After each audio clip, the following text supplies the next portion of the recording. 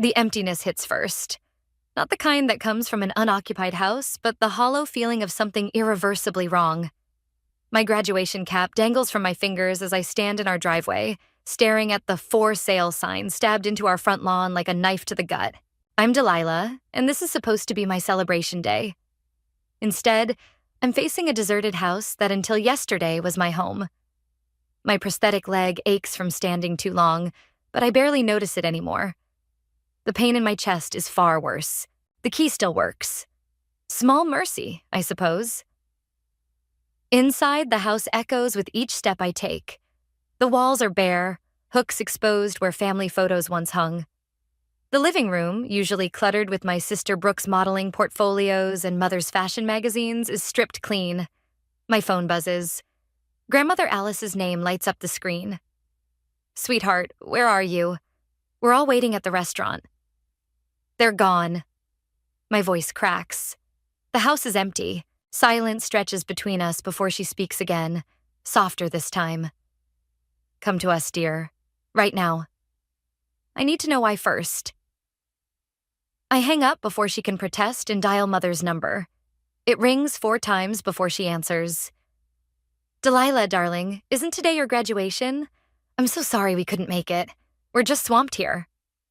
"Where's here?" The words taste like acid. "Los Angeles, of course.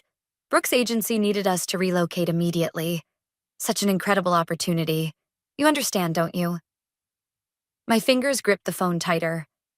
"When were you planning to tell me?" "Oh, we left a note with the neighbors. Didn't Mrs. Peterson give it to you?" "We didn't want to distract you from your finals." A laugh escapes me, bitter and sharp. "A note? I'm your daughter, not a houseplant you're asking someone to water. Don't be dramatic, Delilah. You're always so sensitive. This is about Brooke's career, her future. Besides, you're an adult now. You can handle yourself." Behind her voice, I hear Brooke's laughter, the clink of glasses, celebration sounds. Father's deep voice rumbles in the background. "Is that Delilah? Tell her congratulations." "Your father says congratulations," Mother relays, as if this is all perfectly normal. "Listen, darling, we're in the middle of a meeting with Brooke's new agent. Call me later?" The line goes dead before I can respond. I stand in our gutted kitchen where breakfast conversations once filled the air, where Mother used to fuss over Brooke's strict model diet while absently sliding me cold toast. My phone buzzes again. Grandmother Alice. This time I answer. They moved to Los Angeles. My voice sounds distant, even to myself. For Brooke's modeling career, they didn't even tell me they were leaving. "Your grandfather is coming to get you," she says firmly. "Don't move." I sink to the floor, my prosthetic leg stretched out in front of me. The same leg that Mother always tried to hide in family photos, that made Brooke cringe when we went shopping together.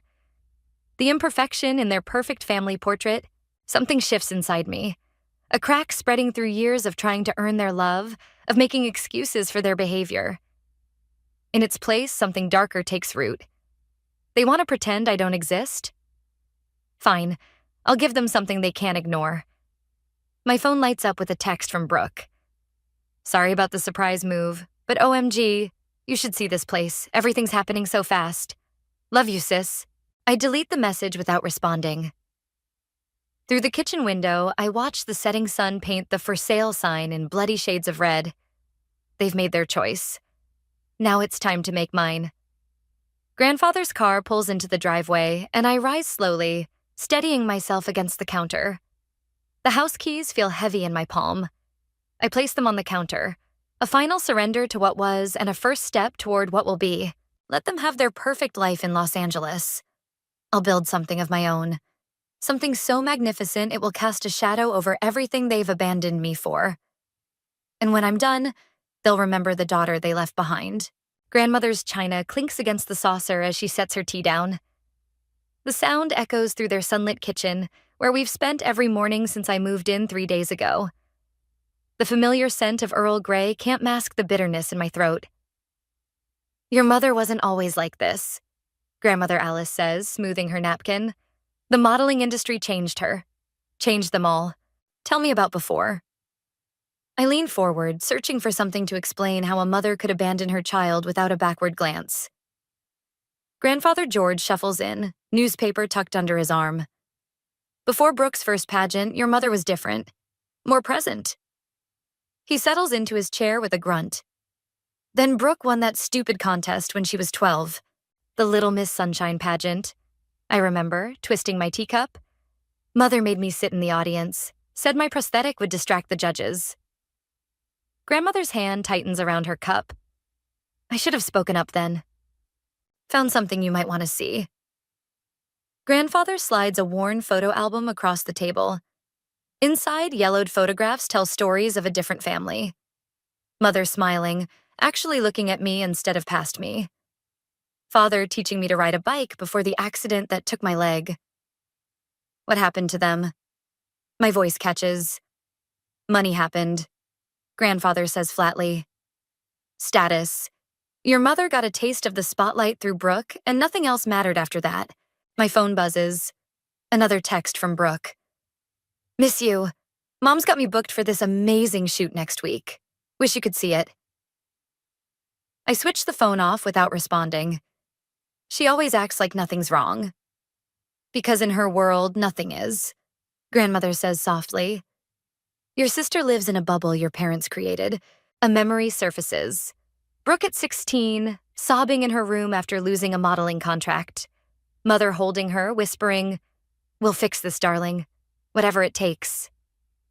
Meanwhile, I'd won first place in the science fair. My certificate still sits in a drawer somewhere, unsigned. I found these too. Grandfather pulls out a stack of papers. Bank statements, credit card bills. My hands shake as I read through them. They were in debt, I whisper. Heavily in debt, but they kept spending on Brooke's career? Your father remortgaged the house 3 times, Grandmother says. All for modeling coaches, photographers, agencies. The papers blur before my eyes. They could have asked for help. Pride, Grandfather spits. Robert would rather abandon his daughter than admit he needed his father-in-law's help. Something cold settles in my chest. Did they ever even look for another option? Before leaving me? Silence answers my question. Grandmother reaches for my hand, but I pull away, standing abruptly. My prosthetic catches on the chair leg, and I stumble. The familiar flash of frustration hits, but this time it's followed by something else. Determination. I need to see my old room, I say. There might be more they left behind. Grandfather's eyes narrow. What are you planning, Delilah? Nothing. The lie tastes like metal. I just need to understand. Later, standing in my childhood bedroom, now grandmother's sewing room, I find what I'm looking for. Hidden behind the radiator, a small notebook. Brooke's diary from when she was 17. Inside, between complaints about diet restrictions and casting calls, there's a confession. Mom says we have to leave soon. Dad's creditors are getting aggressive. But we can't tell Delilah. She'd try to stop us, maybe even tell Grandpa George. This is my only chance. I can't let her ruin it. The diary shakes in my hands. They knew. They planned it. While I studied for finals, they plotted their escape. My phone lights up again. Mother this time. Darling, we should catch up soon. Brooke's being considered for a major campaign. You must be so proud of your sister. I stare at the message. Something shifting inside me. They think I'm still that desperate, lonely girl they left behind. The one who would do anything for their approval. But that girl died in an empty house on graduation day. I text back. Can't wait to hear all about it. Then I open my laptop and start researching modeling agencies in Los Angeles. Every empire has its weak points, even Brooke's. From downstairs, I hear grandmother calling me for dinner. Her voice is warm, concerned. She knows me too well. Coming, I call back, closing the laptop. But not before bookmarking several industry websites. After all, Mother always said knowledge is power. She just never thought I'd use it against them. The email arrives at 3 a.m., forwarded by an anonymous source at Brooke's modeling agency. My hands hover over the keyboard as dozens of messages fill my screen. Correspondence between mother, father, and various creditors. each one more damning than the last. Payment overdue. Final notice. Legal action pending. Then I find it. The email that changes everything, dated 2 weeks before my graduation. Karen, Robert, this is your final warning. Either pay the outstanding balance of $247,000 or we'll be forced to pursue legal action. Your daughter's modeling contracts won't protect you forever. My throat tightens. $250,000 in debt, and they chose to run. Grandmother's footsteps creak in the hallway. It's too early for her to be up, but lately she seems to sense when I'm spiraling. The door opens quietly. More digging? She asks, wrapping her robe tighter. They were drowning. I turn the laptop toward her. Look at these numbers. They could have sold the house, downsized, anything. Instead, they abandoned their youngest daughter? Her voice carries an edge I've never heard before. Your mother always did take the coward's way out. A new email catches my eye. From Brooke to her agent, dated just days before they left. Marcus, Dad's creditors are closing in. Mom says we need that contract now. I don't care what strings you have to pull. That other girl who's up for it? Make sure she doesn't get it. You know what I mean. Just like last time. Last time? I whisper. Grandmother leans closer, reading. Her hand finds my shoulder. There's something else you should see. She disappears, returning with a worn manila envelope. Inside, newspaper clippings from 3 years ago. A young model's career destroyed by drug allegations. Another forced to withdraw from a major campaign after mysterious photos surfaced. Both were competing against Brooke. Grandmother says quietly. Your grandfather did some digging back then. The allegations were fabricated. The photos, doctored. My stomach turns. Brooke did this? With your parents' knowledge. They needed her to succeed at any cost. My phone lights up. Brooke's latest Instagram post. She's at some rooftop party in Los Angeles. Caption reading, Living my truth. Blessed, authentic, authentic. The word tastes like poison. I found something else. I say, pulling up another email thread. Father took out a second mortgage on the house without telling anyone. Used my college fund as collateral. Grandmother's intake of breath is sharp. Your grandfather's savings, the money he set aside for your education. They knew exactly what they were doing. My voice sounds strange, distant. They didn't just abandon me, they stole my future. Delilah. No. I stand abruptly, my prosthetic catching on the chair. This time, I don't stumble. They thought I was the weak link, the damaged one who would just accept whatever scraps they threw my way. My phone buzzes again. Mother. Darling, Brooke just booked a major campaign. Isn't it wonderful how things work out when you follow your dreams? Dreams built on lies and destruction. My fingers move across the keyboard, downloading everything. Evidence of fraud, manipulation, sabotage. A perfect family's perfect facade, crumbling with every click. What are you planning? Grandmother's voice is careful, measured. They wanted success? I close the laptop, meeting her eyes. I'll show them success, but first I'll show them what it feels like to lose everything. Revenge won't heal you, dear. No. I touch the envelope of clippings, but it might save the next person they try to destroy. Morning light creeps through the window as grandmother leaves, her silence heavy with concern. I open my laptop again, starting a new document. At the top, I type, Project Phoenix, building an empire from their ashes. My phone lights up one last time. Brooke again. Hey sis, you should come visit us in LA. Mom and Dad would love to see you. We could do lunch, maybe shop for some new, accessories for your situation. I screenshot the message, adding it to my growing file. Let them think I'm still their broken little secret, hidden away in shame. They'll learn soon enough. The sun rises fully, painting my room in shades of gold. Somewhere in Los Angeles, my family is celebrating another victory built on lies. They don't realize they've just handed me everything I need to destroy them. I reach for my grandmother's landline. Time to call in some favors at the fashion magazines. After all, Everyone loves a story about fraud in high places, especially when it comes from family. The design sketches blur before my eyes as I work through another sleepless night. Grandmother's sewing machine hums steadily beside me, its rhythm matching my determination. 6 months since I discovered their betrayal, and I've channeled every ounce of rage into creating something they never thought I could. A notification pings. Another order from my adaptive clothing line. The third tonight. You should rest, Grandfather says from the doorway. Success won't taste as sweet if you're too exhausted to savor it. I'll rest when... The words catch as my phone lights up with Brooke's latest Instagram post. She's at a runway show, wearing a dress that looks eerily familiar. My dress. My design. What's wrong? I turn the phone toward him. The caption reads, "Exclusive preview of Karen Mills's new adaptive fashion line. So proud of Mom for championing inclusion. Fashion. For all. Hair groundbreaking." My hands shake as I zoom in on the details. The specialized seams, the hidden closures, the exact innovations I've spent months perfecting. All stolen, rebranded under my mother's name. They're watching you, Grandfather says quietly. Have been for a while, I'd guess. A new email arrives from an unfamiliar address.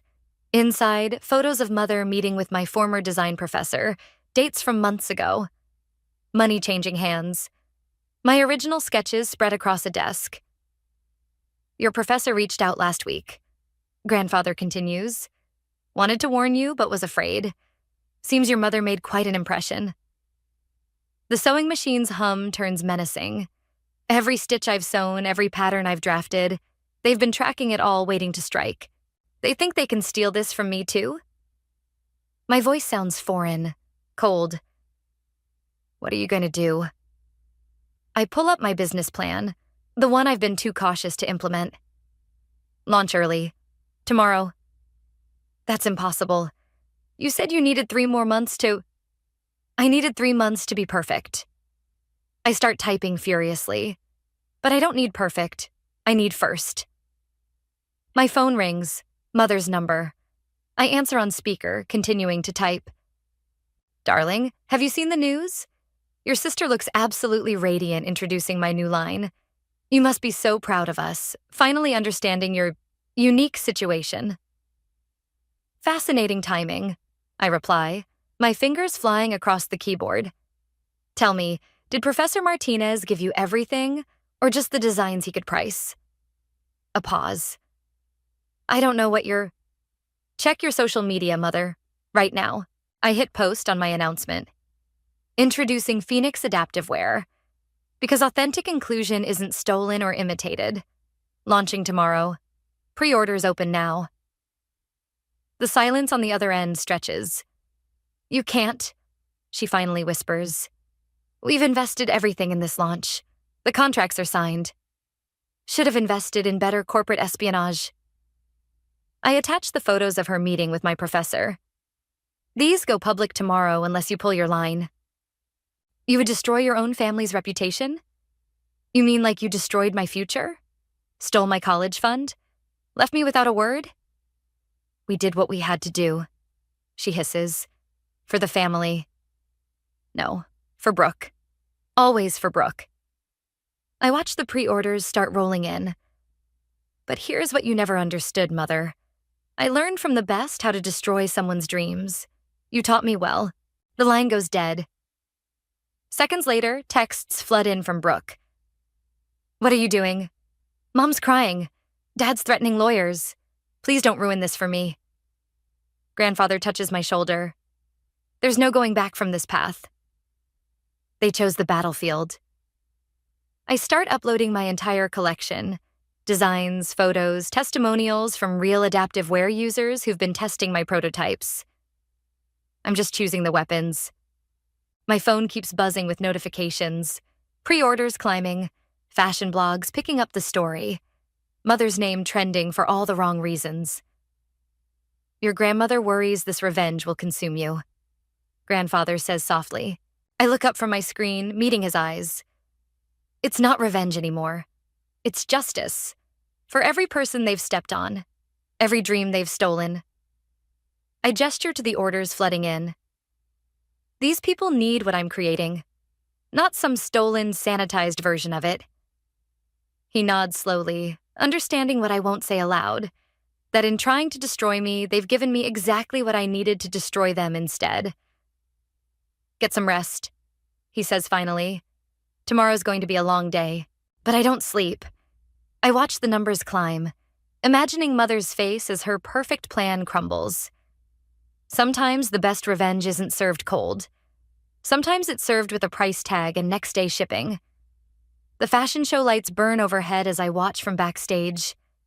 My collection, now featured in Vogue, draws crowds I never imagined.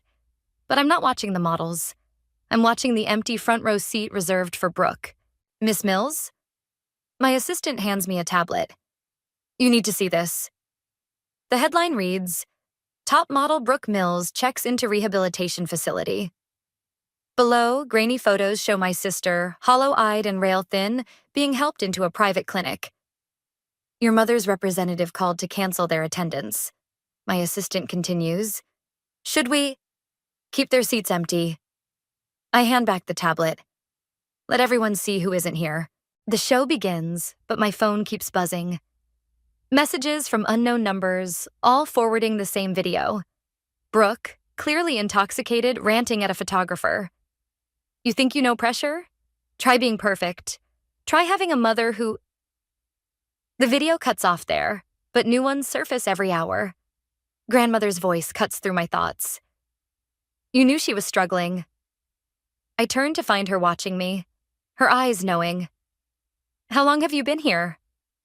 Long enough to see you choose revenge over compassion. She gestures to the empty seats. Your investigator found those videos weeks ago, didn't you? They deserve to be exposed. Even if it kills your sister? The question hangs between us as applause erupts.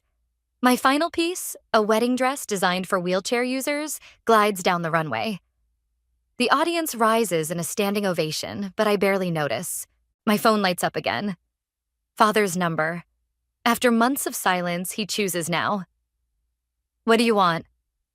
Your mother's in the hospital. His voice sounds aged, broken. Stress-induced collapse. The doctors say... He pauses. Brooke's not responding to treatment.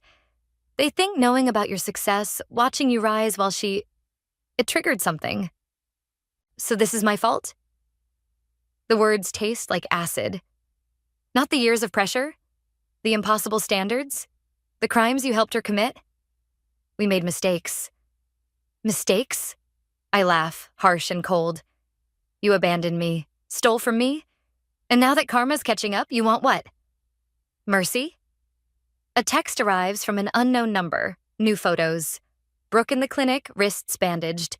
Mother in a hospital bed, looking small and frail. The timestamp shows they're from hours ago. Delilah, Father pleads. Whatever you're planning next, please. They won't survive it. The fashion show reaches its finale. The audience cheers. Photographers' flashes creating a storm of light. Everything I've dreamed of, built from the ashes of their betrayal. Your sister asked for you. He continues. In her lucid moments, she asks if you'll come. To what? Watch her play victim again? To say goodbye. The line goes quiet except for his breathing. I think of Brooke at 4 years old, holding my hand after the accident, before Mother's ambitions poisoned everything. The expose runs tomorrow. I say finally. Everything. The fraud, the sabotage, the stolen designs. It will destroy us completely. You did that yourselves. But my voice wavers. I can't stop it now. You can. His tone shifts, familiar manipulation seeping in. Be the better person. Show mercy where we showed none. The audience is calling for me, demanding their designer take a bow. Grandmother touches my arm. Sometimes, she says softly, the greatest revenge is choosing to be nothing like them. My phone buzzes one last time. A message from Brooke's private number. I'm sorry for everything. I know it's too late, but I need you to know. You are always the stronger one. The stage manager appears, gesturing urgently. It's time for my triumph, my moment of complete victory. Everything I've worked for crystallized in one perfect moment of revenge. Miss Mills? They're waiting. I look at the empty front row seats, then at my phone. The article is ready to publish with one touch. Years of evidence, perfectly crafted to destroy them completely. Justice served cold and complete, but Brooke's bandaged wrists flash in my mind. Mother's hospital bed. The cost of victory suddenly feels heavier than my prosthetic leg ever did. Tell them, I say slowly. The designer sends her regrets. Family emergency. As I turn away from the stage, I'm not sure if I'm choosing mercy or a more elaborate form of revenge. Maybe, in the end, they're the same thing. The rehabilitation center smells of antiseptic and defeat. I grip my cane tighter, my prosthetic acting up from the stress, as the nurse leads me down a sterile hallway. Mother sits outside Brooke's room, her designer outfit replaced by wrinkled clothes that look days old. She's been asking for you, Mother says, not meeting my eyes. Though I can't imagine why after what you've done. What I've done? The laugh catches in my throat. That's rich coming from you. Before she can respond, Father emerges from Brooke's room. He looks aged, gray hair unkempt. She's lucid right now, but be careful. The doctors say any stress could trigger another episode. I push past them both, entering the room. Brooke lies there, thin as paper, wrists bandaged. The sight hits harder than expected. The prodigal sister returns. Her voice is raspy, unfamiliar. Come to document my downfall for your revenge file? You know about that? I know everything. She shifts slightly, wincing. Your investigator wasn't as discreet as you thought. Mother's been intercepting your emails for months. The room tilts slightly. What? Why do you think we showed up at your fashion show? We knew you were planning something. A bitter smile crosses her face. Always so predictable, little sister. Still trying to prove you matter. My phone buzzes. An urgent message from my assistant. The stock price of my company is plummeting. Breaking news. Fashion empire built on fraud? Anonymous sources reveal dark past of Phoenix adaptive wear. Amazing what a few well-placed rumors can do. Brooke continues. Mother may be in rehab, but her PR team still knows how to spin a story. More notifications flood in. Major retailers pulling orders, partners distancing themselves. Everything I've built, crumbling in real time. You're destroying my company to save yours? No. Brooke's eyes flash with something like the old fire. We're destroying it because you forced our hand. Did you think you were the only one gathering evidence? The only one with secrets? She reaches for her phone, showing me photos I've never seen. Me, meeting with Brooke's former rivals. Bank transfers to private investigators. Emails discussing ways to expose the family's fraud. Taken out of context, it looks like you've been orchestrating a smear campaign against successful disabled models. Imagine the headlines. Bitter CEO sabotages inclusive fashion initiative. The room spins faster. That's not what happened. Truth doesn't matter, Delilah. You taught us that. She coughs, the sound rattling. The story's already spreading. Your brand is toxic now. No one wants to work with someone who'd destroy their own sister out of jealousy. My phone keeps buzzing. Board members demanding emergency meetings. Sponsors pulling out. Years of work dissolving in minutes. Why? My voice cracks. You're in rehab. Mother's reputation is in shambles. You've lost everything. No, we lost things. There's a difference. Brooke's voice turns ice cold. Things can be rebuilt, but you? You'll never recover from this. Just like we never recovered from what you were planning. The door opens. Mother enters, her face set in familiar lines of disappointment. The press is outside. They want a statement about the allegations. You won't get away with this, I say, but the words sound hollow even to me. We already have. Brooke's smile is ghost white. Check your email. My board of directors has called for my immediate resignation. Major fashion blogs are running exposés on my systematic campaign of harassment. The narrative is perfect, devastating. I stumble backward, my prosthetic catching on the hospital room chair. This time, I do fall. "You should have stayed in your place," Mother says softly. "Some people aren't meant for the spotlight." As I struggle to stand, Brooke's monitors start beeping erratically. Nurses rush in, pushing us out. The last thing I see is my sister's satisfied smile as chaos erupts.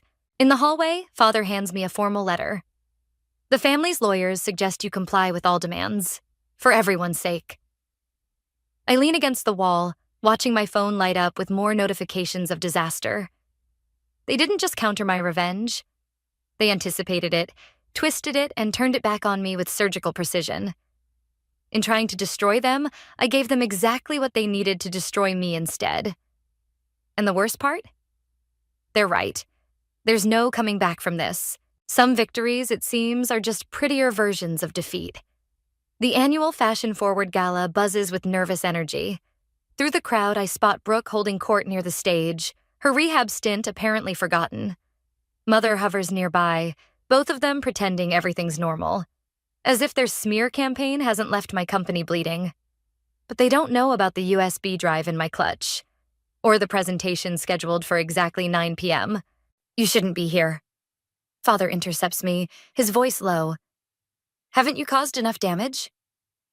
Funny, I was about to say the same thing. I adjust my prosthetic, making him flinch. Some things never change. "How's the damage control going?" Before he can answer, the lights dim. Brooke takes the stage, radiant in a gown that costs more than most people's cars. "Tonight, we're celebrating inclusion in fashion," she begins, voice steady despite everything. "And I'm honored to announce our family's new initiative."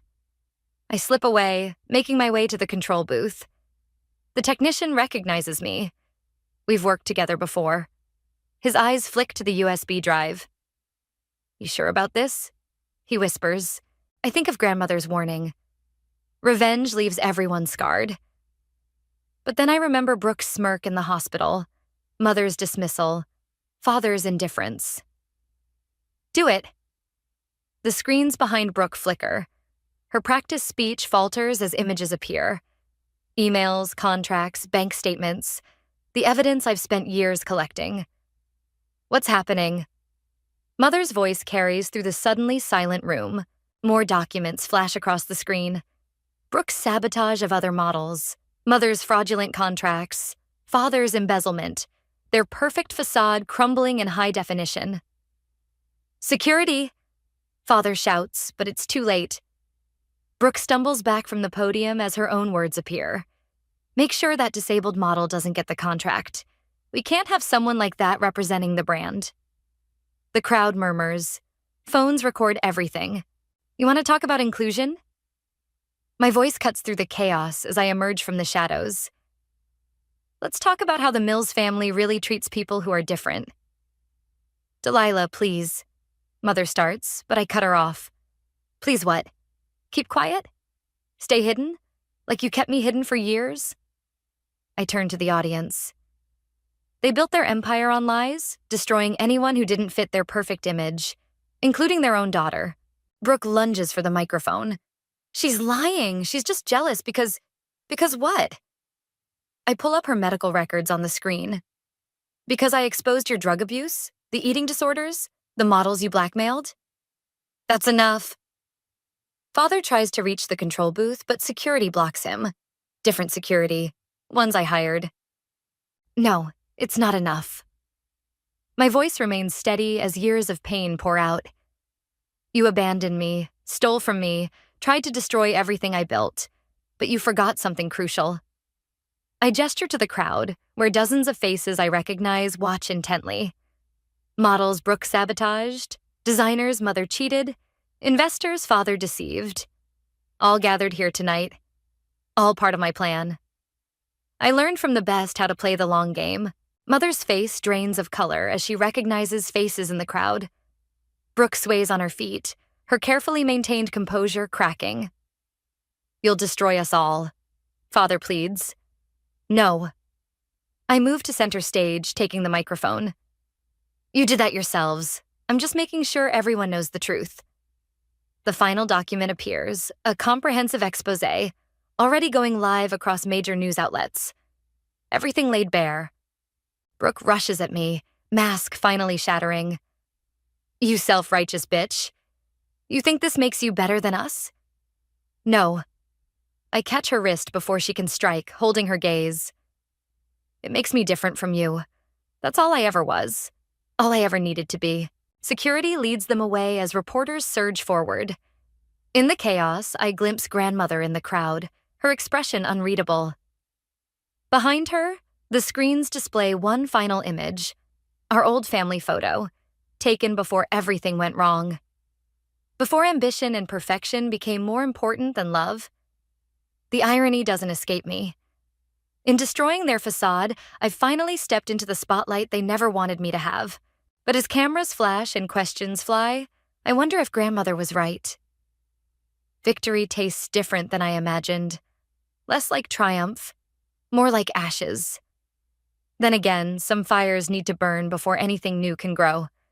The medical report sits unopened on my desk, delivered by grandmother this morning. Through my office window, I watch reporters still camped outside, hungry for more details about the Mills family scandal. The headlines haven't stopped for weeks.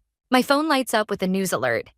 Former model Brooke Mills enters long-term care facility. Below, a photo of mother and father leaving their sold mansion, faces drawn and aged. The medical report holds the final piece. The truth I didn't want to see. Brooke's terminal diagnosis, dated months before our confrontation. Stage 4 cancer, hidden behind designer clothes and perfect makeup. She knew she was dying when she goaded me into destroying them. You haven't opened it. Grandmother's voice startles me. She stands in the doorway, watching with those eyes that see too much.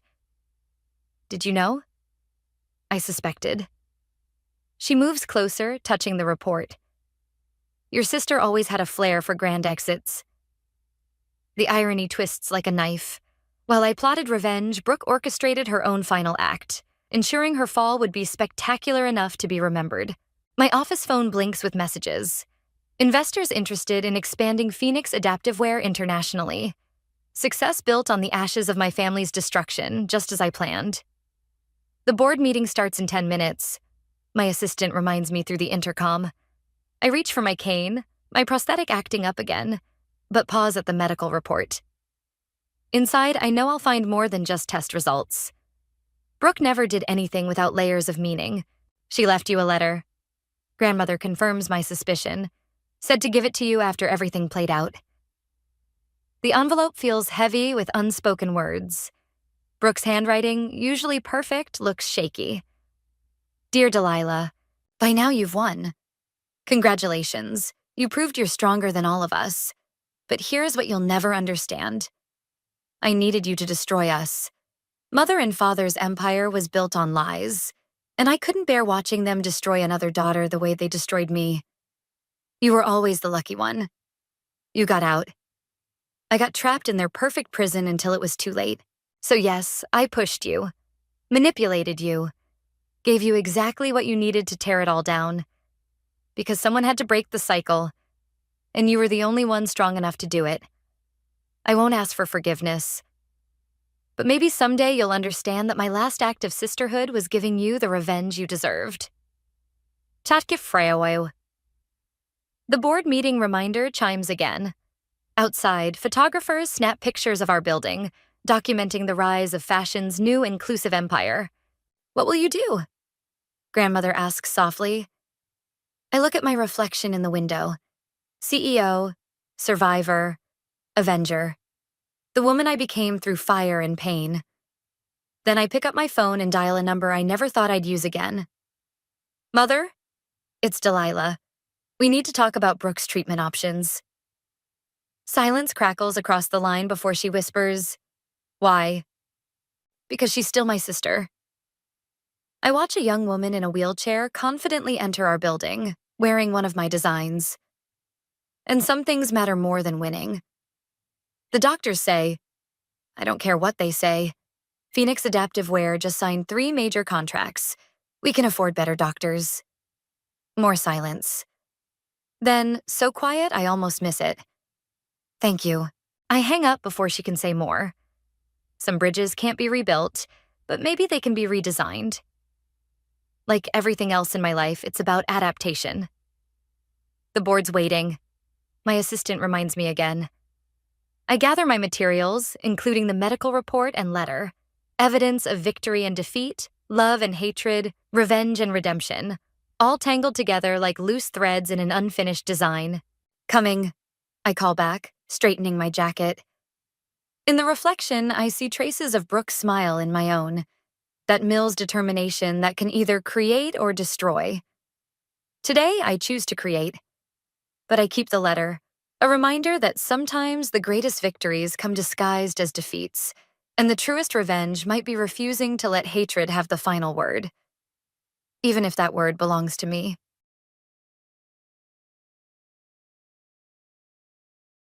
Melissa will be a better mother than you ever were, Mark declared, tossing the divorce papers onto our kitchen counter. She's younger, more patient, and the kids already love her. I stood there, gripping my coffee mug so hard my knuckles turned white, but my voice remained steady. Is that what you really think, Mark? My name is Emma Parker, and at 35, I never imagined I'd be standing in my kitchen listening to my husband of 12 years explain why his 26-year-old mistress would be a better mother to our children.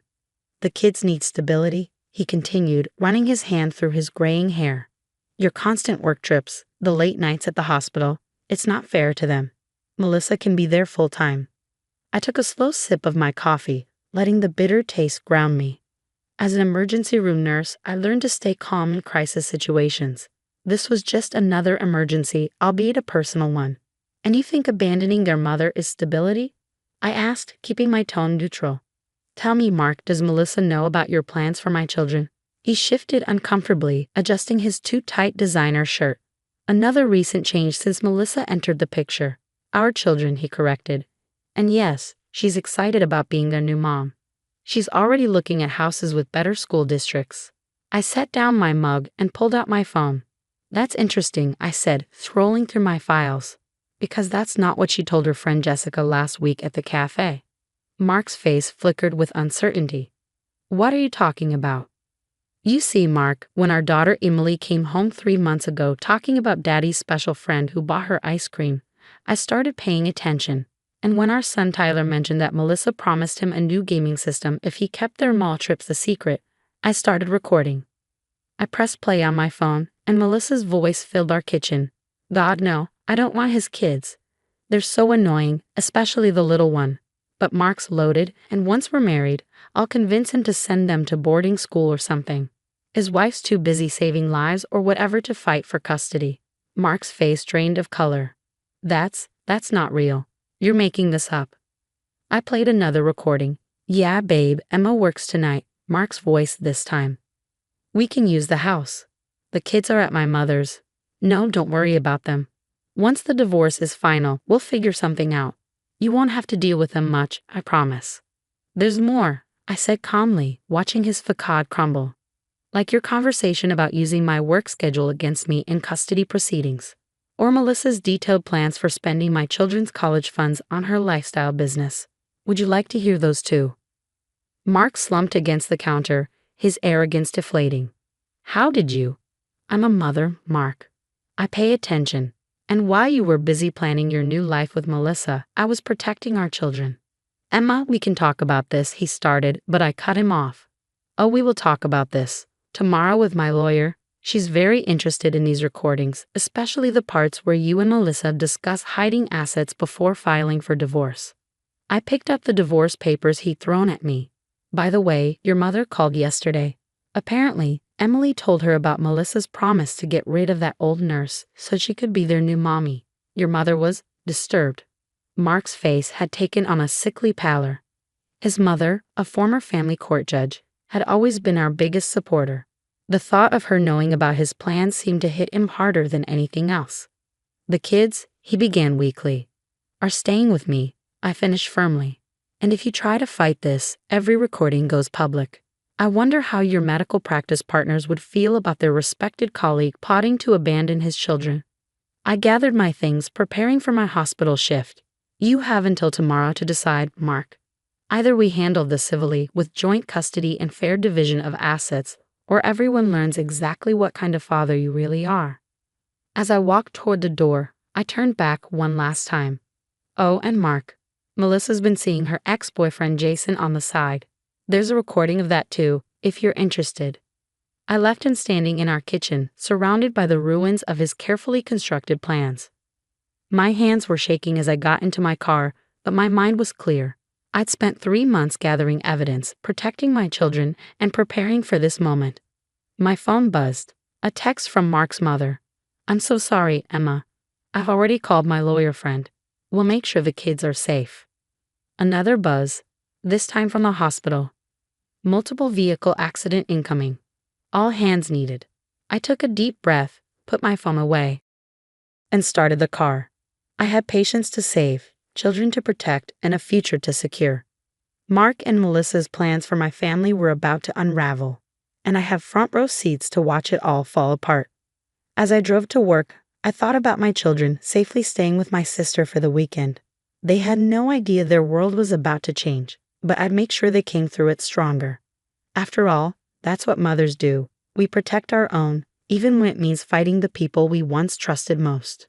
The night shift ahead would be busy, but I was used to handling emergencies, and compared to the crisis I'd just navigated at home, a multiple vehicle accident seemed almost straightforward. At least in the ER, I knew exactly who my enemies were. The next morning hit me like a freight train. After a grueling 12-hour shift dealing with the accident victims, I'd walked into my lawyer's office running on nothing but coffee and determination. Sarah, my lawyer and longtime friend, was already reviewing the recordings when I arrived. These are gold, Emma, she said, looking up from her laptop. The part where they discuss hiding assets, that's going to make this very easy. I sank into the leather chair across from her desk, exhaustion seeping into my bones.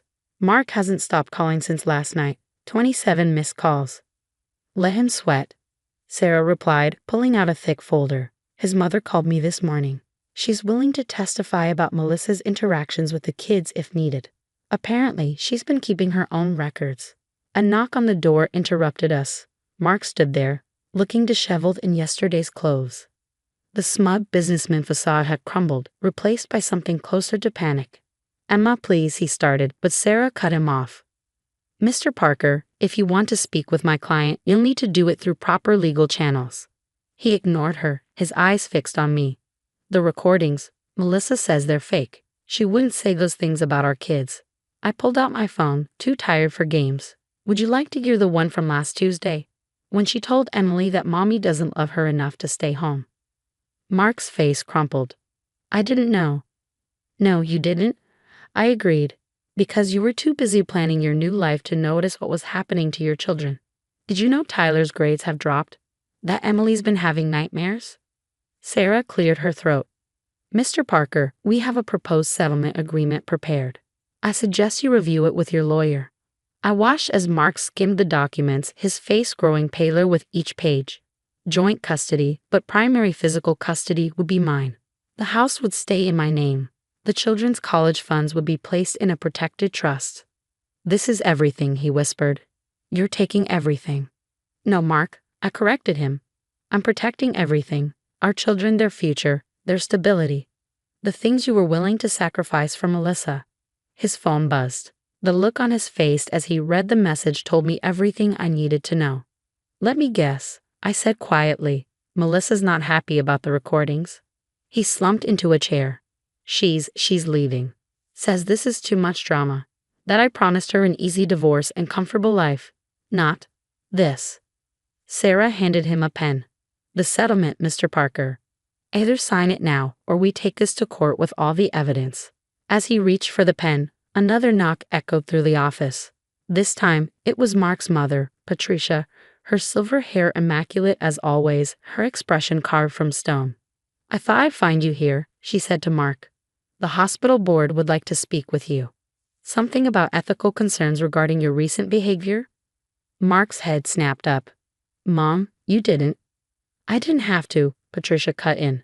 Emily told her pediatrician about Melissa's promises and threats.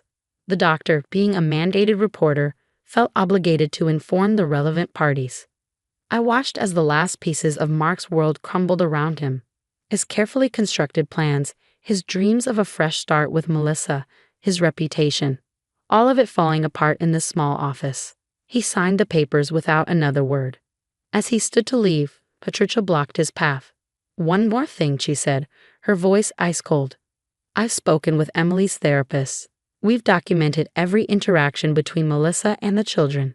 If either of you come near them without proper supervision, the recordings won't be your only problem." After they left, I finally let the tears come. Sarah pushed a box of tissues across her desk, giving me a moment to collect myself. "You did good, Emma," she said softly. "The kids are safe. That's what matters." My phone buzzed with a text from my sister. "Kids are asking about pancakes for dinner. Coming home soon." Through my tears, I smiled. Pancakes for dinner, our family's traditional comfort food. Tonight, we need it. "Just one more thing," Sarah said as I gathered my things. "The hospital board, they're not just concerned about Mark. They're impressed with how you handled everything while maintaining your professional responsibilities. The head nurse mentioned something about a promotion." I paused at the door, thinking about the future stretching out before us. It wouldn't be easy. Divorce never is, especially with children involved. But we would face it together, my children and I, with pancakes for dinner and the truth as our shield. "First pancakes," I said. "Then we'll talk about the future." 6 months later, I stood in our redecorated living room, watching Emily and Tyler help each other with homework. The changes in them were subtle but significant. Emily's nightmares had stopped, and Tyler's grades were back up. Sometimes the best medicine is simply truth and stability. Mark had stuck to the custody agreement, though his visits became less frequent after Melissa publicly moved in with her ex-boyfriend Jason. The children's initial confusion had given way to understanding, helped along by their weekly sessions with Dr. Martinez, their therapist. "Mom," Tyler called out, looking up from his math homework. "Can we have pancakes tonight?" I smiled, remembering that first night after the lawyer's office. Pancakes had become our symbol of resilience, a reminder that we could make something sweet out of life's bitter moments. "Sure, buddy. But first, I have some news to share with both of you." They looked up expectantly. Emily's dark hair fell across her face, so much like her father's, but her determined expression was all mine. "Remember how I've been working extra shifts lately?" They nodded. "Well, it's because the hospital offered me a new position. I'll be the emergency department's clinical coordinator." "Does that mean more work?" Tyler asked, his forehead creasing with worry. "Actually, it means more regular hours. I'll be home most evenings, and we'll have more weekends together." Emily's face lit up. "Really? No more overnight shifts?" "Very few, I promised. And Aunt Jessica will still help out when needed." The promotion had come as a surprise, though Patricia, who still served on the hospital board, later admitted she'd spoken highly of my professional conduct during the divorce. Sometimes, handling personal crises with grace has unexpected professional benefits. My phone buzzed. A text from Mark. "Kids still on for this weekend?" I replied with a simple yes, our communication now limited to logistics about the children. It wasn't ideal, but it was peaceful, and peace was what we needed. Later that evening, as we gathered around the kitchen island making pancakes, the doorbell rang. Patricia stood there, holding a familiar box. "I found these while cleaning out my attic," she said, setting the box on our counter. "I thought the children might want to see them." Inside were photo albums from when Mark and I were first married, when the kids were babies. Pictures of happier times, before ambition and selfishness tore our family apart. "You're still family," Patricia said quietly, watching the kids flip through the albums. "What my son did, it doesn't change that." She'd become an unexpected ally, ensuring the children maintained a connection to their father's family while fiercely protecting them from Melissa's influence. Last month, when Melissa tried to contact Tyler through social media, Patricia had handled it before I even knew about it. As we shared pancakes and memories, I realized we created something new from the ashes of my marriage, not a broken family, but a reconstructed one stronger in its repaired places. My phone buzzed again, this time with a message from Sarah. "Final paperwork filed. It's officially over." I excused myself for a moment, needing space to absorb this milestone. Standing in my bedroom, now painted a peaceful blue instead of the beige Mark had insisted on, I caught my reflection in the mirror. I looked different, stronger, more myself. The sound of laughter drifted up from the kitchen. Emily was telling Patricia about her science project, Tyler adding his own commentary between bites of pancake. This was our reality now, and it was a good one. I rejoined them, sliding back into my seat as Tyler began explaining his latest video game strategy to his grandmother. Patricia caught my eye and smiled, a look of understanding passing between us. "More pancakes, Mom?" Emily asked, holding up the spatula. "Yes," I said, watching my daughter carefully flip the pancake, her tongue sticking out in concentration. "I'd love some." Life wasn't perfect. It never is. But as I sat there with my children and their grandmother, sharing pancakes and planning weekend adventures, I knew we'd found our way to something better than perfect. We'd found our truth, our strength, and most importantly, our peace. Sometimes the best revenge isn't about getting even, it's about getting better. Mark and Melissa could have their drama and schemes. We had pancakes, homework, and love. In the end, we got the better deal.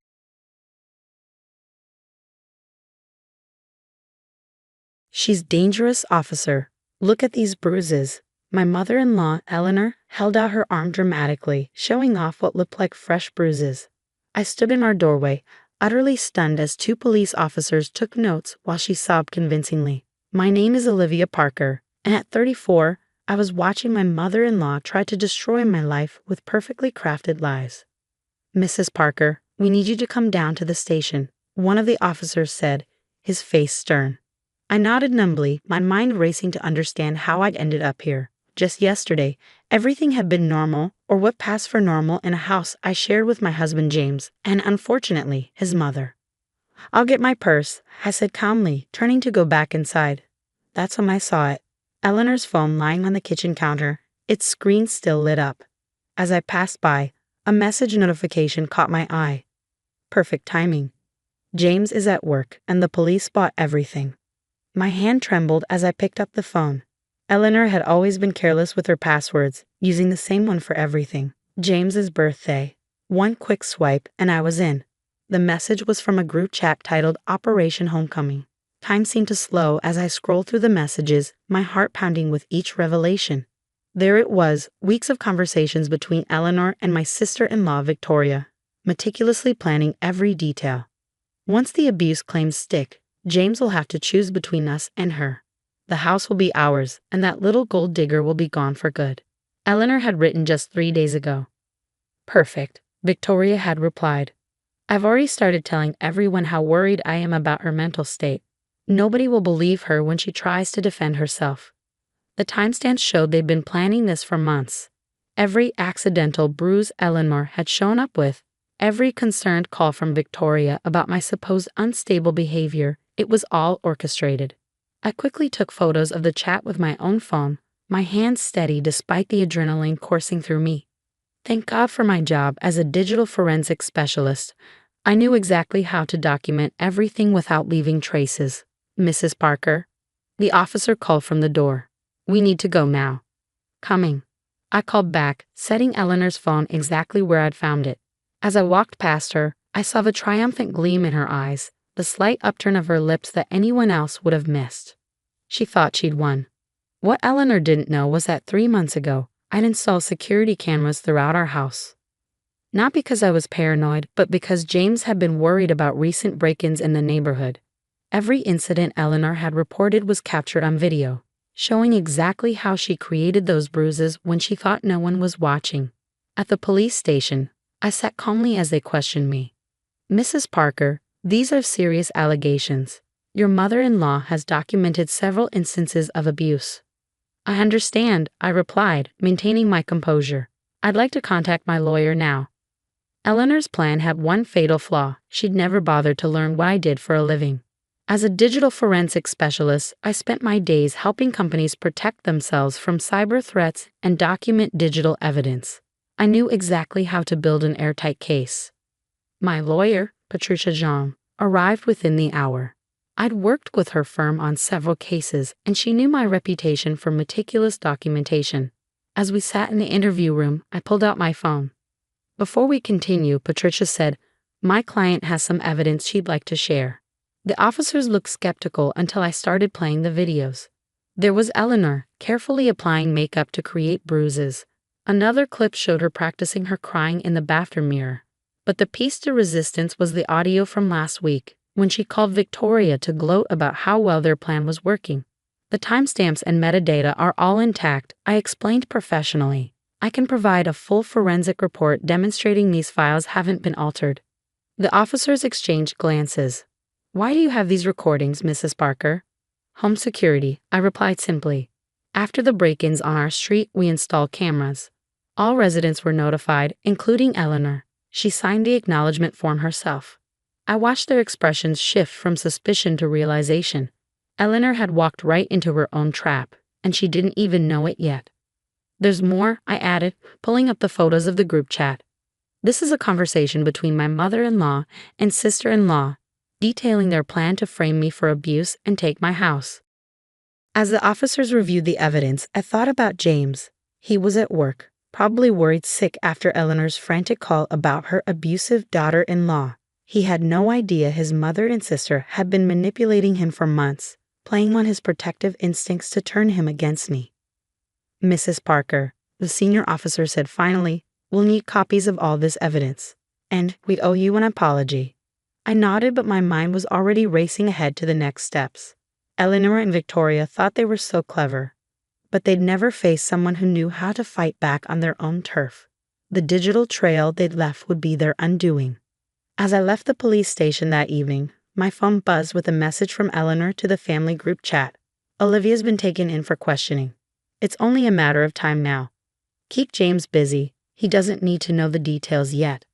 I smiled, thinking of the security cameras silently recording at home, capturing every moment of Eleanor's performance. Sometimes the best revenge isn't fighting back immediately.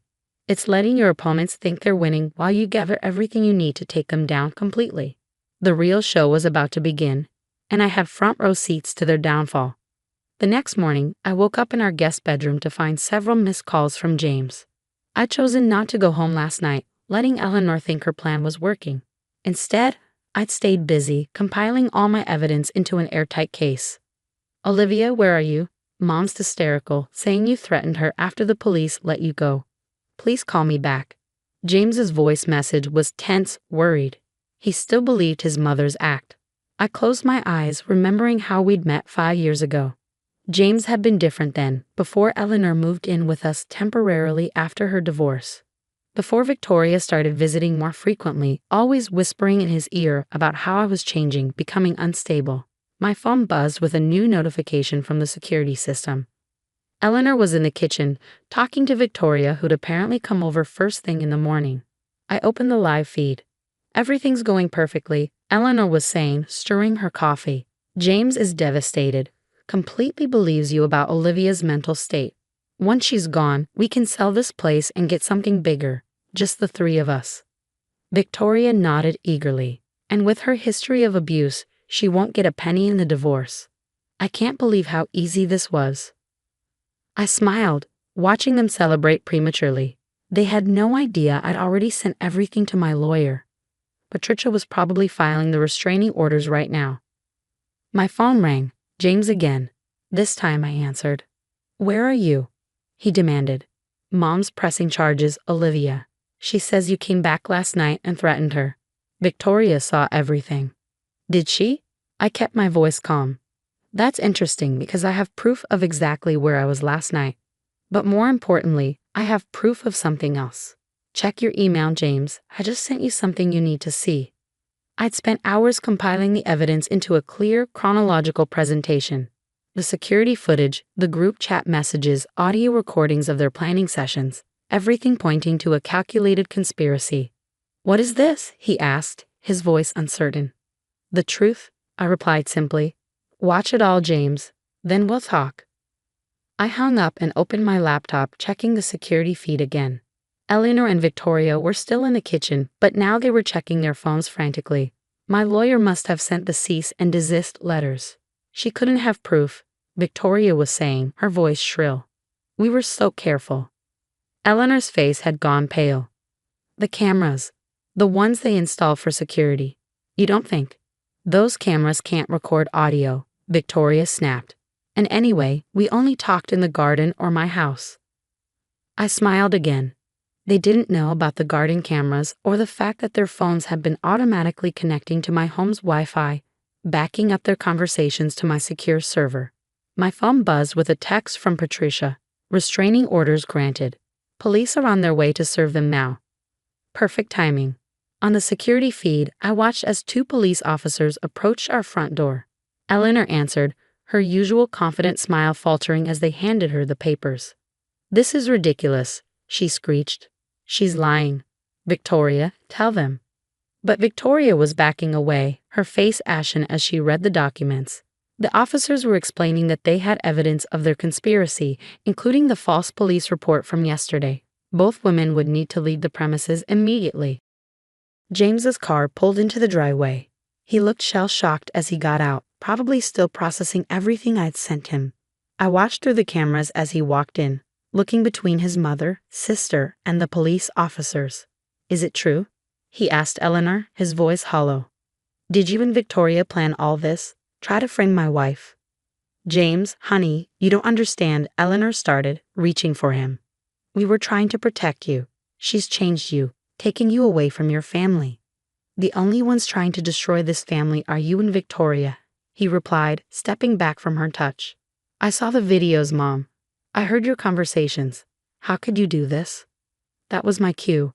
I gathered my things and drove home, arriving just as the police were escorting Eleanor and Victoria out. They froze when they saw me, their faces a mix of fury and fear. "You!" Eleanor spat. "You planned this." I smiled calmly. "No, Eleanor, you planned this. I just made sure everyone could see exactly what you were doing." As they were led away, James stood in the doorway, looking lost. I walked past him into our house, setting my bag down in the entryway that had witnessed so much drama in the past 24 hours. "Olivia," he started, his voice breaking. "I'm so sorry. I should have seen what they were doing. I should have believed in you." I turned to face him, feeling both stronger and more tired than I had in months. "Yes, you should have. But right now, we both need time to process this. I'll be staying in the guest room until we figure things out." He nodded, understanding that trust, once broken, takes time to rebuild. As I walked upstairs, I checked my phone one last time. Patricia had sent another update. Eleanor and Victoria were being charged with filing false police reports, conspiracy, and harassment. Their perfect plan had backfired spectacularly. In the guest room, I sat on the bed and finally let myself feel everything I'd been holding back. The hurt, the anger, the vindication. It all washed over me in waves. But underneath it all was a sense of peace. I protected myself, exposed the truth, and done it all without stooping to their level. Tomorrow would bring me challenges, healing my marriage, dealing with the legal aftermath, rebuilding trust. But for now, I could rest knowing that sometimes the best revenge is simply letting the truth come to light. 6 months after Eleanor and Victoria's failed scheme, I sat in our newly renovated living room, sipping coffee and reviewing the final court documents. The criminal case against them had concluded with both women accepting plea deals, probation, mandatory counseling, and restraining orders that would keep them far from our lives. The house felt different now. We'd repainted every room, replaced the furniture Eleanor had chosen, and transformed the space into something that was truly ours again. The security cameras remained, though now they were just part of our home's protection rather than silent witnesses to manipulation. James and I had spent these months in therapy, both individually and as a couple. He'd moved into the guest room initially, understanding that trust needed to be rebuilt slowly. We had long, difficult conversations about family loyalty, boundaries, and why he'd been so quick to believe his mother's lies. "I keep thinking about all the signs I missed," he said one evening during dinner. "The way they'd whisper when you left the room, how Mom would constantly remind me of how she sacrificed everything for me. I was so blind." I reached across the table and took his hand. We both learned valuable lessons. I learned to speak up sooner, and you learned that sometimes the people closest to us can be the ones who hurt us most. The hardest part had been dealing with the extended family. Eleanor and Victoria had spent years crafting their narrative about me, and some relatives still weren't sure what to believe. But as more details emerged during the court proceedings, including the full extent of their plotting, support slowly shifted in our favor. My sister-in-law's teenage daughter, Lily, had reached out to me privately. I always knew something was wrong with how Mom and Grandma treated you, she confessed. I found Mom's burner phone once with all these notes about their plans. I was too scared to say anything. I'd hugged her tight, assuring her that none of it was her responsibility. Now she visited us regularly, finding in our home the stability her own mother couldn't provide. One afternoon, while sorting through old photos, I found a picture from our wedding day. Eleanor stood between James and me, her smile now obviously forced. Victoria was on his other side, already plotting perhaps. I started to toss it away, but James stopped me. "Keep it," he said softly, "as a reminder of how far we've come." He was right. We were stronger now, more united. The conspiracy that was meant to destroy us had ultimately forced us to confront the cracks in our foundation and rebuild something better. Last week, we received a letter from Eleanor's counselor, part of her probation requirements. She'd written us an apology, though it still rang hollow with justifications and excuses.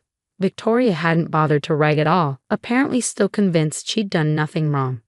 "Some people never change," my therapist observed when I shared this with her. "But you've changed, grown stronger. That's what matters." She was right. The woman I was before would have kept quiet, tried to accommodate Eleanor's increasingly outrageous behavior, doubted herself when Victoria spread rumors about my mental state. But I'd learned to stand my ground, to trust my instincts, and to fight back intelligently rather than emotionally. James and I finally moved back into our master bedroom last month. As we lay there one night, he turned to me in the darkness. "Thank you," he whispered. "For what?" "For fighting for us, even when I didn't deserve it. For being smarter and stronger than them. For giving me a chance to make things right." I snuggled closer to him, feeling truly at peace in our home for the first time in years. We fought for us. That's what matters now. This morning, I disabled the security system's constant recording feature. We still have cameras for safety, but I no longer feel the need to document every moment. The threat has passed, and we've emerged stronger on the other side. Eleanor and Victoria's plan to take our home have failed spectacularly, but they'd unintentionally given us something valuable, a chance to rebuild our marriage on a stronger foundation of trust, understanding, and mutual respect. As I sit here now, watching the sunset through windows no longer clouded by tension and fear, I realize that sometimes the happy ending isn't about winning the battle. It's about growing stronger through the fight.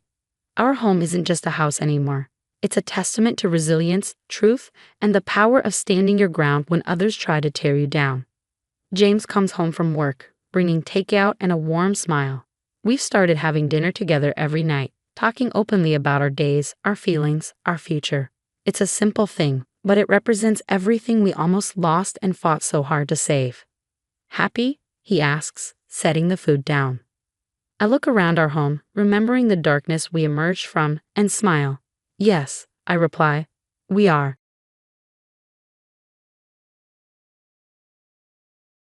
"You're nothing but a guest in this house." Linda's voice echoed through the dining room as she slammed her hand on the antique mahogany table. "No marriage certificate means no rights. Pack your things and leave." I sat there, calmly sipping my tea while my mother-in-law's face turned an interesting shade of red. At 35, I'd spent the last 8 years tolerating her constant attempts to drive me away from her precious son, James. But today was different. Today, I had something she didn't know about. "Actually, Linda," I said, placing my cup down gently, "I think you might want to see what's in this envelope first. My name is Sophia, and I never planned to be in this position. 8 years ago, when James and I fell in love, he convinced me that we didn't need a formal marriage registration. It's just a piece of paper," he'd said, his green eyes twinkling with that charm that had first drawn me in. "We know what we mean to each other." What I didn't know then was that his mother had orchestrated the whole thing. Linda Bennett, matriarch of the prestigious Bennett family, had never approved of me. In her eyes, I was just a music teacher who'd somehow ensnared her surgeon's son. No pedigree, no family connections, no trust fund. I wasn't what she'd envisioned for her only child. The envelope sat heavy in my hands as I watched Linda's expression shift from rage to curiosity. 8 years of careful planning had led to this moment. 8 years of collecting evidence, of quiet investigation, of playing the perfect daughter-in-law while Linda schemed behind my back. "What's this nonsense?" Linda snapped, but her hand trembled slightly as she reached for the envelope. Another one of your pathetic attempts to claim what isn't yours. James sat silently at the end of the table, his face pale. He knew what was coming. We'd had our own conversation just last week, when I'd shown him the initial results. The DNA test that proved he wasn't Linda's biological son. I still remember the day I discovered the truth. It was during one of Linda's famous garden parties, 3 months ago. I'd gone upstairs to fetch her favorite shawl when I overheard her arguing with someone in her study. The door was slightly ajar, and through it, I saw her talking to an elderly woman I'd never seen before. You promised never to tell them, Linda had hissed. The money I paid you was supposed to ensure your silence. The woman, who I later learned was Martha Collins, a former nurse, had replied shakily, but he deserves to know the truth about the switch. About his real mother. That conversation set me on a path of investigation that uncovered a 35-year-old secret. Linda Bennett had switched babies in the hospital, choosing a healthier infant to replace her own sickly newborn. She paid off the nurse and created an elaborate lie that she'd maintained for over 3 decades. Open it, I said softly, watching as Linda's perfectly manicured fingers trembled against the sealed envelope. I think it's time we all face the truth, don't you? The dining room fell silent except for the sound of tearing paper. I could hear the grandfather clock in the hall ticking away, marking each second as Linda pulled out the DNA results.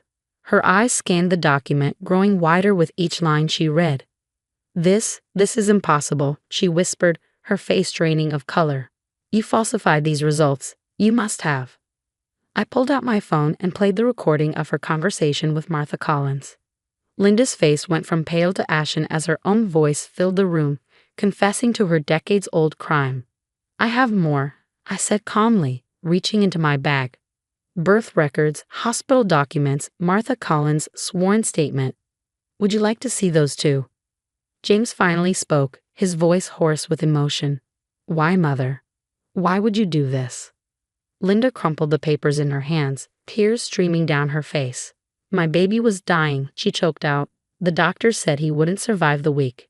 But you were so perfect, so healthy. I couldn't bear to lose my only child. I did what any mother would do.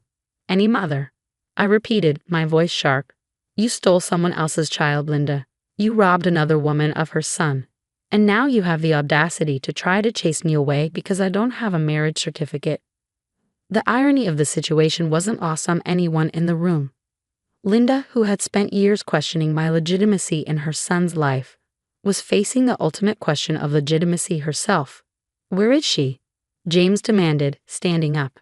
My real mother, is she alive? I nodded slowly. Her name is Elizabeth Carter. She lives in Portland, and unlike some people, I glanced pointedly at Linda. She's been desperate to know what happened to her son all these years.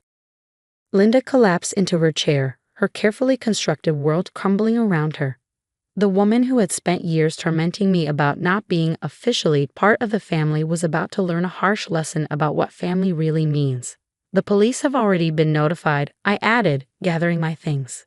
They're very interested in speaking with you about the hospital records you falsified, and Martha Collins has agreed to testify. As I stood to leave, Linda grabbed my arm, her grip desperate. Please, she begged, you can't do this. This is my family. I gently removed her hand, looking her straight in the eyes. No, Linda, this was never your family. It was stolen, just like you tried to steal my place in it. The only difference is I have proof of your crimes. The sound of police sirens in the distance brought a fitting end to our conversation. As Linda buried her face in her hands, I turned to James, who looked shell-shocked but resolute. Ready to meet your real mother? I asked softly. He nodded, taking my hand. Together, he said firmly, as a real family should be. The drive to Portland was quiet, filled with the weight of unspoken thoughts. James gripped the steering wheel tightly, his knuckles white as we made our way through the rain-slicked roads. I watched his profile, noting how he seemed to be processing years of lies with each passing mile. Linda's arrest had made the local news, though the full story was still unfolding. The police had found more evidence in her study. Documents, letters, and a diary that detailed her elaborate scheme. She'd not only switched the babies but had actively worked to keep Elizabeth Carter away from Boston, using her family's influence to block any attempts at investigation. What if she doesn't want to meet me? James finally broke the silence, his voice barely above a whisper. What if she's built a life without me and doesn't want to disrupt it? I reached over and squeezed his hand. Elizabeth has been searching for you for 35 years. She never gave up hope. During my investigation, I found Elizabeth through an online support group for parents of missing children. Her story had caught my attention immediately. A baby switch at Massachusetts General Hospital, the same hospital where James was born. When I reached out to her, the pieces started falling into place. We pulled up to a modest craftsman-style house with a well-tended garden. Wind chimes tinkled softly on the porch, and through the window, we could see warm light spilling out. James sat frozen in the driver's seat, staring at the house. "What do I even say?" he asked, running a hand through his hair. "How do you start a conversation with a mother you never knew you had?" Before I could answer, the front door opened. Elizabeth Carter stood in the doorway, one hand pressed against her heart. She was a petite woman with James's same green eyes and gentle features. The resemblance was striking, something Linda had probably noticed and feared all these years. "James," her voice carried across the yard, trembling with emotion. The moment felt surreal as we walked up the path. Elizabeth's hands shook as she reached out to touch James's face, tears streaming down her cheeks. "I knew," she whispered. "I knew in my heart you were out there somewhere." Inside, Elizabeth's home was warm and inviting, filled with books and family photos. She led us to the living room where tea and cookies were already set out. "I've been baking all day," she admitted with a nervous laugh. I didn't know what else to do with myself. As we sat down, Elizabeth pulled out an old photo album. "I want you to see something," she said, opening to a page marked with a faded ribbon. "This is your father, Thomas. He passed away 10 years ago, still believing we'd find you someday." James stared at the photo of a man who shared his smile, his hands gripping the album tightly. "I have siblings?" he asked, noticing other family photos. Elizabeth nodded, wiping away tears. "2 sisters, Sarah and Emma. They're so excited to meet you. They'd grown up hearing about their lost brother." As Elizabeth shared stories about James's biological family, I watched the tension slowly leave his shoulders. Here was a mother who had never stopped loving him, never stopped searching, never tried to control or manipulate his life. "I tried to find you," Elizabeth said, her voice catching. "For years, I hired private investigators, reached out to hospitals, even appeared on true crime shows. But Linda Bennett's influence was too strong. Every lead would suddenly go cold. Every inquiry would hit a dead end." James looked up from the album, his eyes filled with a mix of pain and anger. "She robbed us of so much time," he said quietly. "All those years." Elizabeth reached out and took his hand. "We have now," she said firmly. "And thanks to Sophia, we have the truth." When she contacted me, showed me the evidence she gathered, it was like all my prayers had finally been answered. The conversation flowed naturally after that, years of lost time trying to compress themselves into hours. Elizabeth showed James more family photos, told him about his sisters, his extended family, the grandfather who had left him a trust fund that Linda had somehow managed to hide. "There's something else you should know," Elizabeth said, getting up to retrieve a document from her desk. "When Sophia first contacted me, I had my lawyer prepare this. It's the deed to this house, and I've added your name to it." James started to protest, but Elizabeth held up her hand. "This house has been in our family for generations. It should have been your home too. I want you to have a legal claim to your heritage, something that can't be taken away." As she handed him the papers, our phones buzzed simultaneously. It was a news alert. Linda had attempted to flee custody but had been caught at the airport. She'd been trying to board a flight to the Cayman Islands with a fake passport and a substantial amount of cash. "She never learned," I said, shaking my head. "Even now, she's still trying to run from the truth."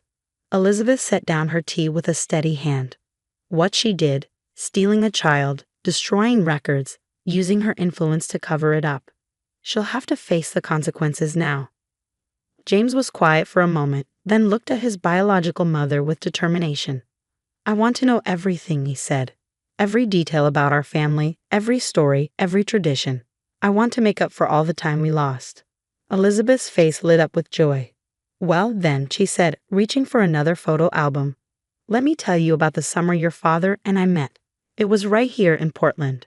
As Elizabeth began her story, I watched James lean forward, absorbing every word.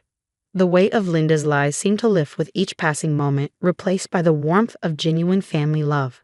Outside, the rain had stopped and sunlight was breaking through the clouds, as if nature itself was celebrating this long-awaited reunion. 3 months later, I stood in the doorway of our new Portland home, watching James and Elizabeth work together in the garden. They were planting roses, a Carter family tradition, Elizabeth had explained.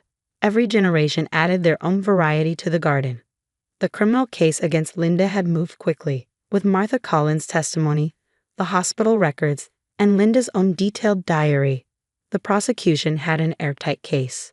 She'd been sentenced to 15 years for kidnapping, fraud, and obstruction of justice. The Bennett family fortune, built partially on her lies, was being investigated. James's sisters, Sarah and Emma, have flown in from Seattle and Chicago respectively. The reunion had been tearful but joyous. Looking at them together, the family resemblance was undeniable. They shared the same laugh, the same expressive hands when they talked, even the same way of scrunching their noses when confused. You know what's funny?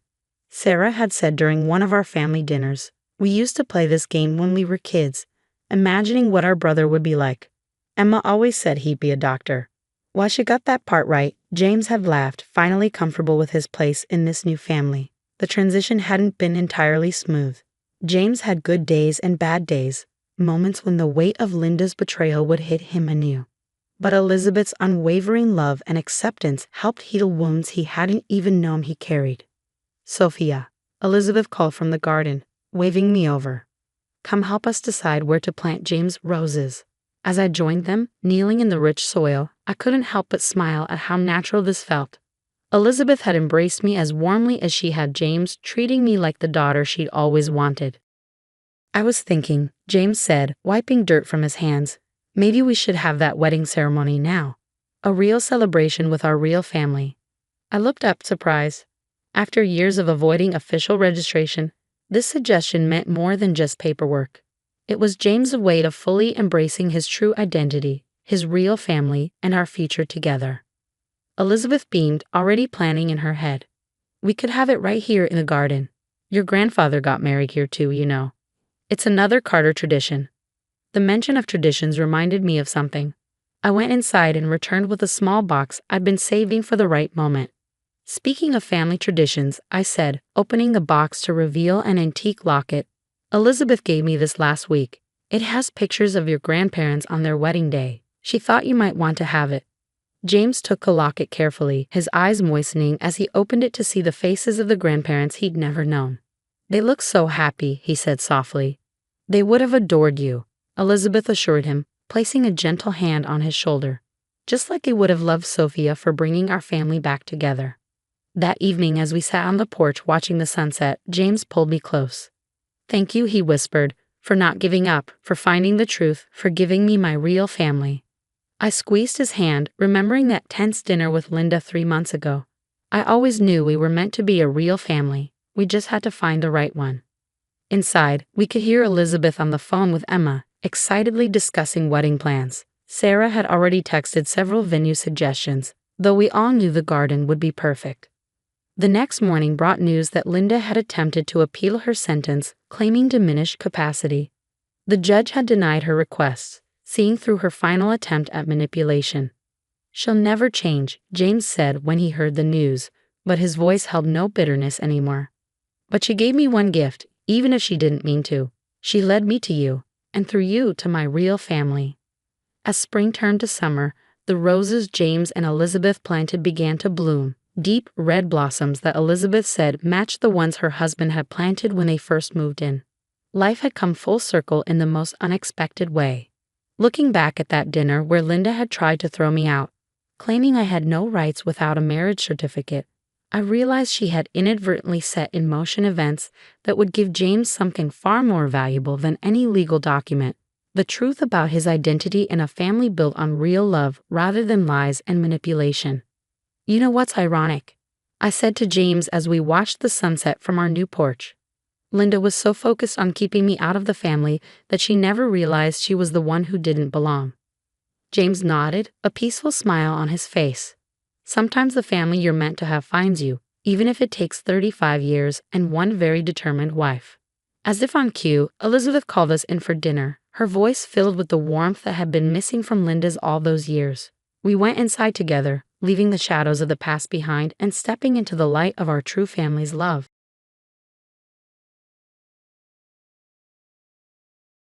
Get out of my house. Victoria's voice echoed through the marble halls of the mansion, her perfectly manicured finger pointing at the door. I stood there, one hand resting on my 8-month pregnant belly, the other gripping the banister for support. This isn't your house, Victoria, I said calmly, watching her face turn an interesting shade of red. And I'm not leaving. My name is Olivia, and at 32, I found myself facing off against my mother-in-law while carrying her grandchild. The same woman who'd welcomed me into the family with fake smiles and backhanded compliments 5 years ago was now trying to throw me out of my own home. Marcus needs someone younger, someone who understands his needs. Victoria spat, her designer dress rustling as she moved closer. Emma's already 3 months pregnant, and she's only 24. You're practically ancient. The mention of Emma, my husband's mistress, should have hurt more than it did. But I'd known about her for months, quietly gathering evidence while Marcus thought he was being clever with his late-night business meetings and weekend conferences. And does Emma know about the prenup? I asked, watching Victoria's smug expression falter slightly. Or about the trust fund conditions? Victoria's eyes narrowed. What are you talking about? Marcus told me he had that prenup voided months ago. I couldn't help but laugh, the sound echoing off the high ceilings. Of course he did. Marcus has always been good at telling people what they want to hear, just like he told you this house belongs to him. The front door opened and Marcus walked in, his suit slightly rumpled, Emma clinging to his arm. She was pretty and that young, trying too hard way, her baby bump barely visible under her tight dress. The triumphant smile on her face dimmed when she saw me still standing there. Mom, I thought you were handling this, Marcus said, not even looking at me. The man I'd loved for 8 years, who'd cried when we first heard our baby's heartbeat, couldn't even meet my eyes. Oh, she's handling it exactly how I expected, I replied, pulling an envelope from my pocket. But before anyone else tries to throw me out of my house, you might want to read this. Marcus snatched the envelope, his hands shaking slightly as he pulled out the documents inside. I watched his face pale as he read, Victoria peering over his shoulder. This can't be right, he stammered. What is it? Emma asked, her voice high and nervous. The house, Victoria whispered, her eyes wide with shock. It's in Olivia's name. Has been since before the marriage. I smiled, remembering the day my grandmother had transferred the property to me. Nana always said a smart woman protects herself. The prenup you thought you voided? That was a copy. The real one is filed with 3 separate law firms. But the trust fund, Marcus sputtered. My inheritance is contingent on you staying faithfully married to your first wife until your 10th anniversary, I finished for him. Your father wasn't as trusting as you thought, Marcus. He'd seen too many of his friends' sons waste family fortunes on younger women. Emma's grip on Marcus's arm loosened. You told me you were wealthy, she accused. That we'd live in this mansion after the divorce. He told you what you wanted to hear, I said, almost feeling sorry for her. Almost, just like he told me he was working late all those nights he was with you. Victoria stepped forward, her composure cracking. You planned this. You've been planning this all along. No, Victoria. I plan to build a life with your son, to raise our child in this house. You and Marcus were the ones with plans. I rubbed my belly as the baby kicked, drawing strength from the movement. I just made sure I was protected when those plans came to light. We can figure this out, Marcus said quickly, his eyes darting between me and Emma. We can come to some arrangement. The only arrangement, I cut him off, is that you have exactly 1 hour to pack your things and leave. All of you. The security team has been notified, and they know who owns this house. You can't do this, Victoria shrieked. That's my grandchild. Yes, it is, I agreed. And when this baby arrives, they'll know exactly who stood by them and who tried to throw their pregnant mother out of her own home. Emma was already backing toward the door, her dream of playing Lady of the Manor crumbling before her eyes. Marcus looked lost, probably realizing for the first time that his carefully constructed house of cards was falling apart. 1 hour, I repeated, turning to climb the stairs. After that, the police will be happy to escort you out. This isn't over, Victoria called after me. We'll fight this. I paused at the top of the stairs, looking down at the three people who thought they could discard me so easily. You're right, Victoria. It's not over. Because tomorrow, the family lawyer will be delivering some very interesting documents to the trust fund managers. I wonder how they'll feel about Marcus violating every condition his father put in place. The silence that followed was deafening. I walked to my bedroom in my house, and sat in the window seat, watching as Marcus and Emma hurriedly threw bags into his car 30 minutes later. Victoria stood on the driveway, still in shock, probably trying to figure out how her perfect plan had backfired so spectacularly. As they drove away, I felt the baby kick again. Don't worry, little one, I whispered, resting my hand on my belly. Mommy made sure it will be just fine. What they didn't know was that this was just the beginning. Tomorrow, when the trust fund managers received proof of Marcus's infidelity and the pregnancy he conceived while still married to me, the real fallout would begin. Victoria's dreams of her son inheriting control of the family fortune would crumble like a house of cards. Sometimes the best revenge isn't about getting even. It's about being prepared and watching as those who underestimated you realize their mistake too late. I picked up my phone and dialed my grandmother's number. She answered on the second ring, her voice warm and knowing. Is it done? She asked. Yes, Nana, I replied, watching the sunset paint the gardens in shades of gold. They're gone. Good girl, she said proudly. Now, shall we discuss what to do with that trust fund once Marcus is officially disinherited? I smiled, thinking of all the plans I had for my child's future. Actually, Nana, I have some ideas about that. The next morning, I sat in my grandmother's sunlit kitchen, watching her prepare her famous chamomile tea. At 75, Nana was still sharp as a tack and twice as cunning. She taught me everything I knew about protecting myself in a world that often underestimated women. James called, she said, sliding a cup towards me. James was the family lawyer, a man who'd watched Marcus's father build his empire and had no patience for entitled sons who thought they could circumvent their father's wishes. The trust fund managers were very interested in the evidence you gathered. I sipped my tea, remembering all the late nights I'd spent documenting Marcus's indiscretions. The hotel receipts, the bank statements showing purchases from luxury boutiques that certainly weren't for me, the time-stamped photos of his not-so-secret meetings with Emma. How did they take it? Let's just say Marcus won't be getting his hands on that money anytime soon. Nana's eyes twinkled. His father's conditions were very specific. Faithfulness until your 10th anniversary wasn't just a suggestion. It was legally binding. My phone buzzed with a text from Victoria. You've ruined everything. Marcus is devastated.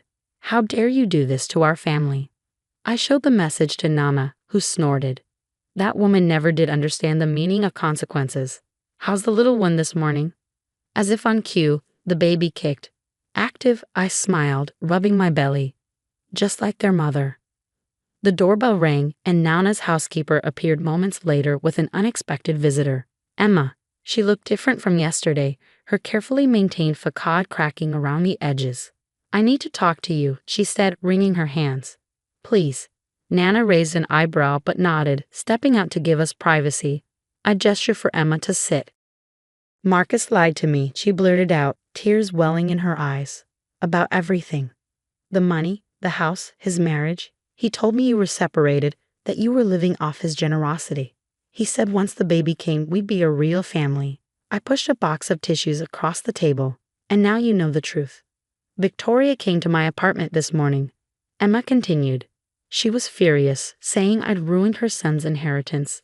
She demanded she wanted me to. She broke down, unable to finish.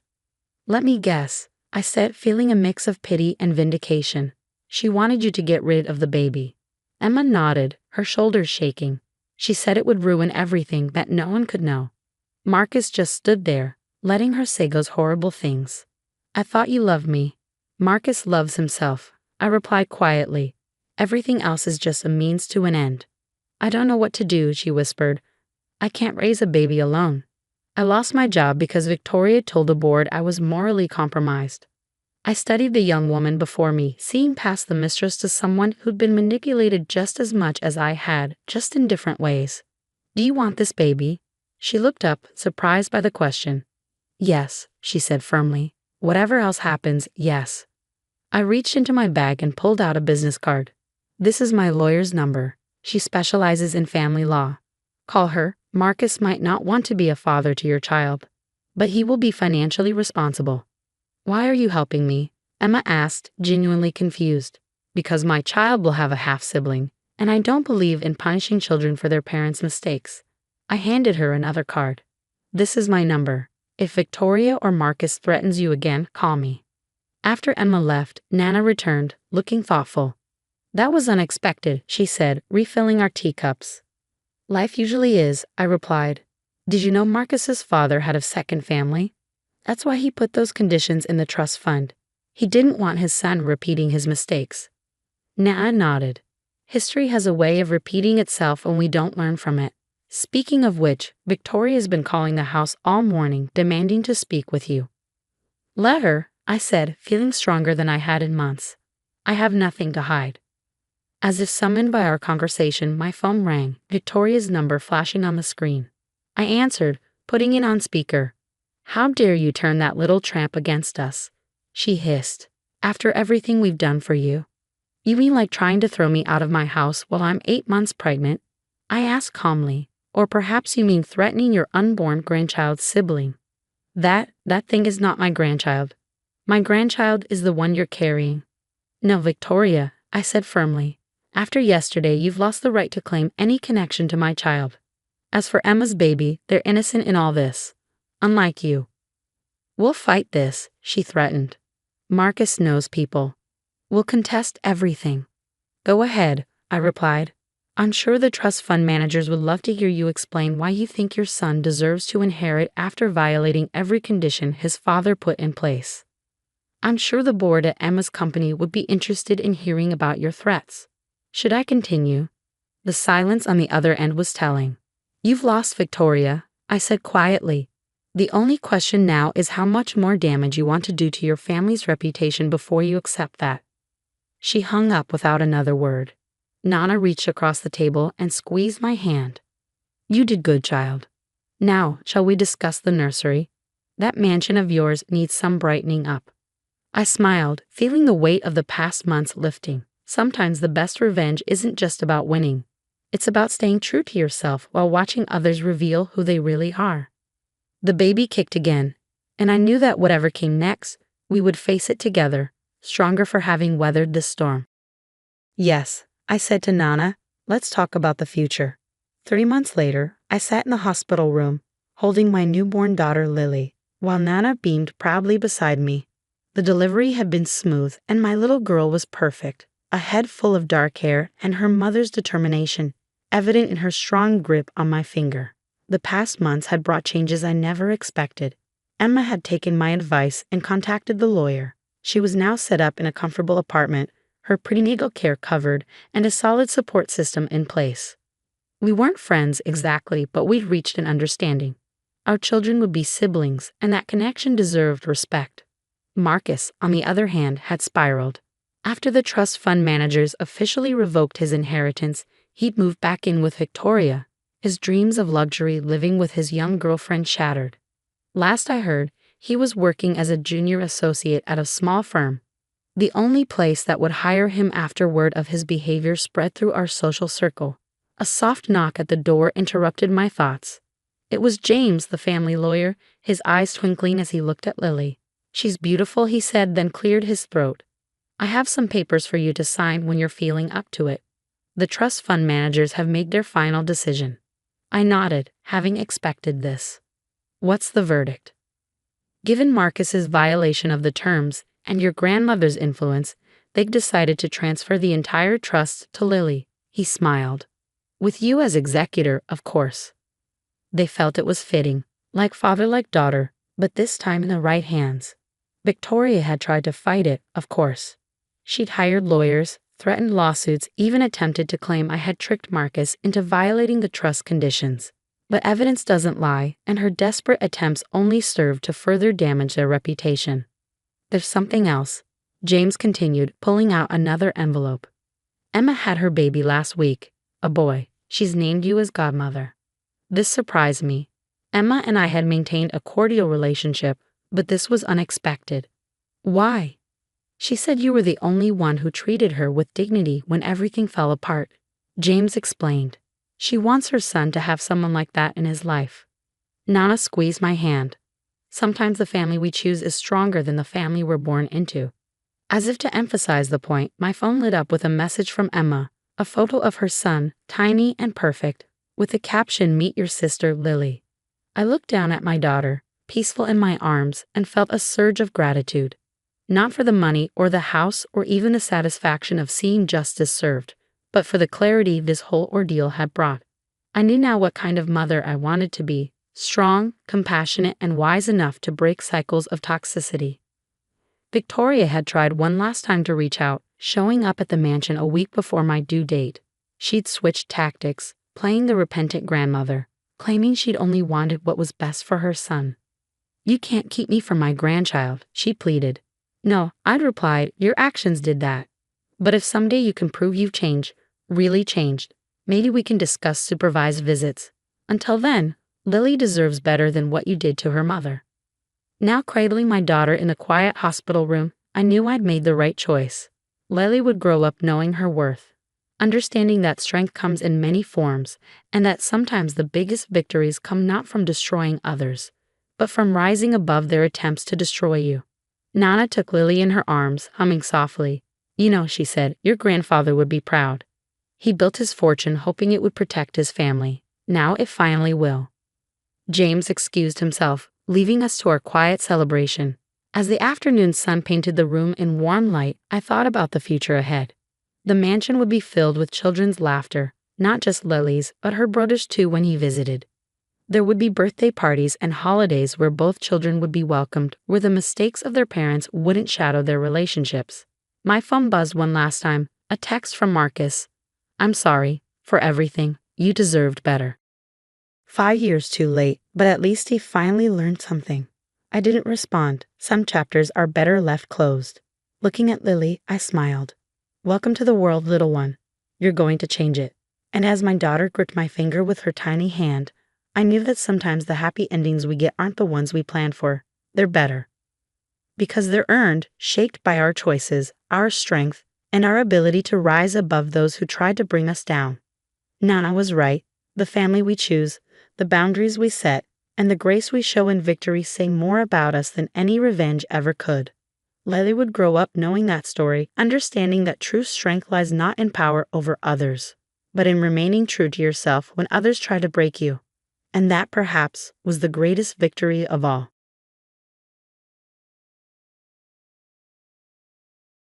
"You were never part of this family," Patricia hissed, her perfectly manicured nails drumming against the marble kitchen counter. "Victoria comes from a good family. She's the kind of daughter-in-law I always wanted. You were just a mistake my son made." I stood quietly, watching my mother-in-law's satisfaction grow with each moment of my silence. The invitation to my husband's engagement party lay between us on the counter, its gold lettering catching the afternoon light. An engagement party for a man who was still legally married to me. My name is Olivia, and at 29, I was watching my marriage crumble under the weight of my mother-in-law's ambition and my husband's cowardice. James and I had been married for 3 years, but to Patricia, I was always the woman who stole her precious son from his destined path. "Victoria's father is a federal judge," Patricia continued, her voice dripping with superiority. "What does your family have?" "A small accounting firm." "Please, James needs someone who can elevate his status, not drag him down." I picked up my coffee mug, taking a slow sip while Patricia watched, clearly disappointed by my lack of reaction. She'd expected tears, pleading, maybe even anger. Instead, she got calm acceptance. "The engagement party is next month," she said, sliding the invitation closer to me. "I trust to make yourself scarce. We wouldn't want any unpleasantness." What Patricia didn't know was that I'd seen this coming for months. The late-night calls James took in his study, the mysterious business meetings that never appeared in his calendar, the way he'd started moving money between accounts. I wasn't just James's wife. I was a certified forensic accountant. Numbers told stories, and his numbers had been telling quite a tale. "Of course," I replied, standing up. "I'll be gone by tonight." Patricia's triumphant smile faltered slightly. This was too easy, and she knew it. "Just like that? No fighting for your marriage?" I gather my purse, letting a small smile play across my lips. You're right, Patricia. I was never part of this family. Why fight for something that was never real? As I walked toward the door, she called after me. James wants an amicable separation. No lawyers, no messy paperwork. Just sign the papers he'll send you next week. I turned back one last time. Tell James not to worry. I'll handle everything. That evening, as I packed my belongings from the house James and I had shared, I thought about the past 3 years. I'd loved him truly and deeply, but love wasn't enough when you were fighting against a mother's influence and a man's weakness. My phone buzzed with a text from James. Mom told me you're leaving. It's better this way. Victoria's father can help my career. I hope you understand. We can keep this simple. No need for lawyers. No need for lawyers. Of course, that's what they wanted. A quiet exit, a simple erasure of my existence from their lives. They didn't know about the documentation I'd been gathering for months. The records of James's hidden accounts, the texts, the emails. They didn't know about my weekly meetings with my own lawyer, carefully building a case while they thought I was at yoga class. As I loaded the last box into my car, our elderly neighbor, Mrs. Thompson, came over. Olivia, dear, are you going somewhere? Just taking some things to storage, I lied smoothly. Redecorating, you know how it is. She nodded, though her eyes showed concern. She'd seen Victoria visiting our house, seen James's late-night returns, noticed the changes before I'd even admitted them to myself. That night, I checked into a small apartment I quietly rented 2 months ago. The lease was under my maiden name, paid for with money from an account Patricia and James knew nothing about. On a kitchen counter, I spread out my documents, bank statements, property deeds, business records. Everything that proved what James and Patricia had been planning, and everything that would protect me when the time came. My phone buzzed again, this time with a message from Patricia. I've already told the country club about James and Victoria's engagement. The papers will be there next week. Sign them quickly, and we can all move on. I smiled, thinking about the carefully organized files on my laptop, the recordings of conversations, the trail of evidence I gathered. Patricia wanted me gone, erased from their lives as if I'd never existed. James wanted a clean break without complications. They would get exactly what they wanted, just not in the way they expected. Opening my laptop, I sent a quick email to my lawyer. It's time. Start with phase 1. The response came within minutes. Everything's ready. Are you sure about this? I looked at the engagement invitation still sitting in my purse, at the photos of James and me still on my phone, at the life I was supposedly leaving behind. Yes, I typed back. Let's show them what no lawyers really means. Patricia thought she'd won, that she finally removed the stain from her perfect family portrait. James thought he could simply trade up for a better model. No consequences, no complications. They'd orchestrated my exit so carefully, never suspecting that I'd been orchestrating something of my own. As I got ready for bed in my new apartment, I couldn't help but smile at the irony. They wanted to erase me from their lives, and I was going to help them do exactly that. But erasure works both ways, and they were about to learn that sometimes getting what you want comes with unexpected consequences. My phone buzzed one last time. A message from Victoria. I hope there are no hard feelings. James says you understand this is for the best. I didn't reply. There would be time for responses later. For now, I had a plan to set in motion, and the best part was, they'd handed me all the pieces I needed to make it work. Patricia wanted me gone. I'd give her exactly what she wanted, and so much more than she bargained for. A month passed, and Patricia's perfectly planned engagement party was in full swing at the country club. I knew this because Mrs. Thompson, unable to contain her outrage, kept me updated with photos and details. There was James beaming beside Victoria in her designer dress. There was Patricia holding court among her social circle, probably sharing the sanitized version of her son's previous relationship. I watched it all unfold from my laptop screen in my new apartment while having a video call with my lawyer, Sarah. They really went all out, she said, examining the photos. Your mother-in-law even got the governor to attend. Of course she did, I replied, scrolling through the bank statements on my screen. Patricia never does anything small, especially when she's trying to impress Victoria's family. Speaking of impressive, Sarah said, our forensic team finished analyzing those transactions you flagged. The pattern is interesting. Interesting was an understatement. Over the past year, James had been systematically moving money between accounts, creating a complex web of transactions that would have been nearly impossible to trace for someone who didn't specialize in following money trails. He's been preparing for this, I explained, pulling up a particular set of transfers, setting aside funds, creating hidden accounts. They probably thought I wouldn't notice. But they forgot what you do for a living, Sarah smiled. They had indeed. In their rush to erase me, Patricia and James had overlooked one crucial detail. I wasn't just James's wife. I was a forensic accountant who specialized in uncovering financial fraud. Every mysterious transaction, every hidden account, every attempt to shield assets, I documented it all. My phone buzzed with a text from James. The papers are ready. Can we meet tomorrow to sign everything? Perfect timing, Sarah said, watching me read the message. Shall we proceed with phase 2? I nodded, thinking about the carefully crafted plan we'd been executing. They want simple. Let's keep it simple. The next morning, I met James at a quiet cafe of his choosing. He looked nervous, fiddling with his designer watch. A recent gift from Victoria's father, no doubt. You look well, he said awkwardly, sliding a folder across the table. These are just basic separation papers, no complicated legal terms. We both walk away clean. I opened the folder, pretending to review documents I'd already seen. My own legal team had obtained a copy weeks ago through channels James didn't know existed. Everything seems to be in order, I said softly, pulling out my pen. James visibly relaxed. I knew you'd understand, he said, reaching for his coffee. You always were reasonable. That's what I told Victoria. I signed my name with a flourish, then slid the papers back to him. All done. Simple, just like you wanted. He frowned slightly, probably thrown off by my easy compliance. That's it. You don't want to review anything with your lawyer? No lawyers, remember? That's what you and Patricia wanted. James smiled, clearly relieved. Thank you, Olivia. I know this isn't easy, but it's better this way. You'll find someone more suitable. As he gathered the papers, I checked my watch. You should get those filed quickly. I'm sure Patricia is eager to start planning the wedding. He nodded, standing up. She is. The venue's already booked for next month. Victoria's father pulled some strings. How nice, I replied, gathering my things. Oh, and James, you might want to check your email when you get home. He looked confused but didn't ask.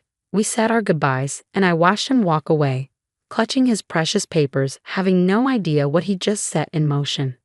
Back in my apartment, I opened my laptop and sent a brief message to Sarah. It's done. Start the clock. Within hours, James would discover what no lawyers really meant. The papers he'd had me sign weren't just separation documents, they were my key to executing everything we prepared. My phone rang. Patricia. I let it go to voicemail, then played her message on speaker. How dare you? Her voice crackled with rage. What did you do? James just called me in a panic. Something about accounts being frozen. This isn't what we agreed to. I smiled, thinking about the carefully worded clauses hidden in those simple papers, the ones neither James nor Patricia had bothered to read carefully. They'd been so focused on erasing me quickly and quietly that they'd handed me exactly the tool I needed. Another call came in, Victoria this time. I ignored that one too. Let them all panic together. Sarah called next. It's done, she said. The judge signed off on everything. The freeze is in place. How long before they figure it out? I asked. Given the complexity of what James set up, days, maybe weeks. By then, the audit will be in full swing. I walked to my window, looking out at the city lights. James and Patricia had wanted to erase me, to write me out of their story as if I'd never existed.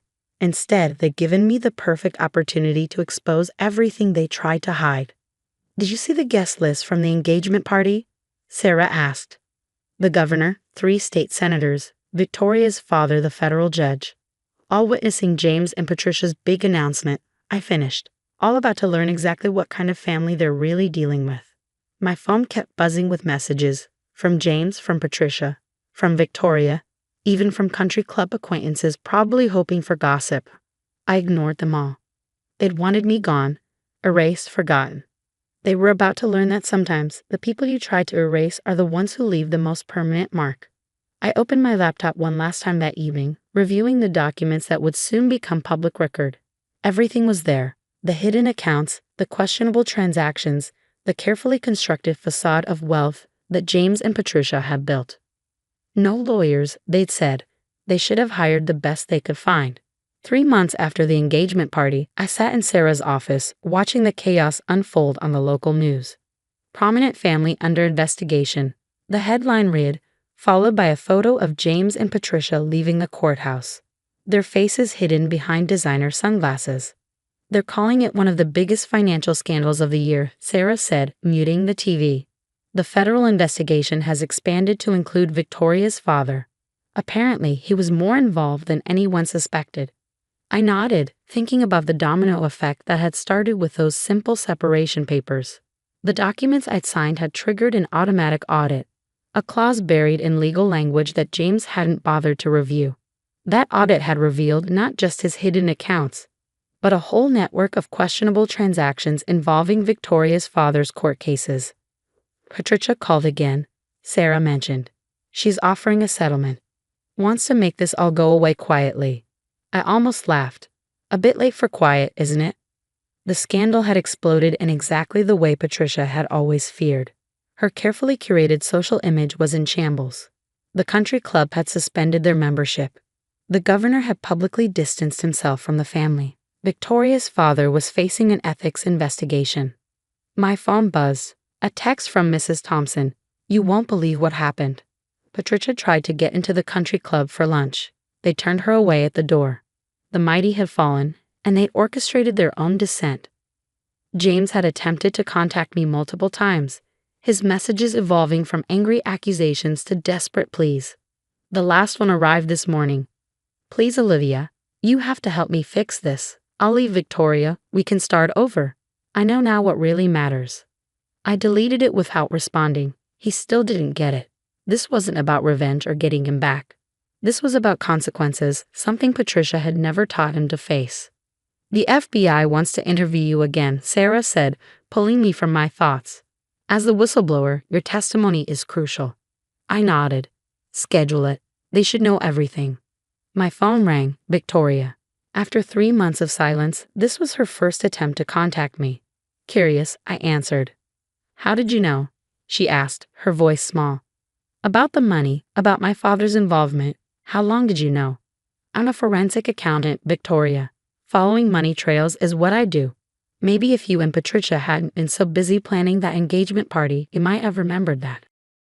There was a long pause. They're saying Dad might go to prison. James too. Actions have consequences, I replied simply, then ended the call. Standing by Sarah's office window, I watched the city go about its business. Somewhere across town, Patricia was probably in her kitchen, wondering how her perfect plans had crumbled. James was likely meeting with lawyers, finally understanding why keeping things simple had been his biggest mistake. What now? Sarah asked, joining me at the window. Now, I focus on my life. I just accepted a position with the FBI's Financial Crimes Unit. They were quite impressed with how I handled this case. Sarah smiled.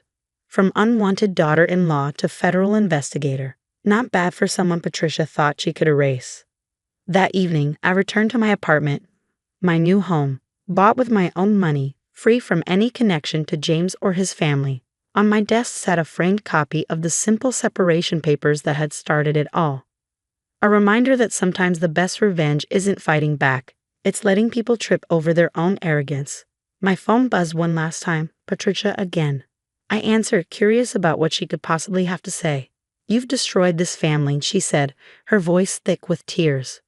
No, Patricia, you did that yourself. I just showed everyone the truth you tried to hide. We were going to give you a generous settlement, she protested. You could have just taken the money and disappeared. You wanted to erase me, I replied calmly. Instead, you erased yourselves. I hung up, feeling a sense of closure. They had wanted a simple ending. No lawyers, no complications, no trace of my existence in their perfect lives. Instead, they got exactly what they deserved: exposure, consequences, and a permanent record of their own choices. As I looked out at the sunset, I thought about how different my life was from what I'd imagined 3 months ago. I wasn't James's forgotten wife or Patricia's discarded daughter-in-law. I was Olivia Stevens, FBI financial crimes investigator, and I had a new life to build.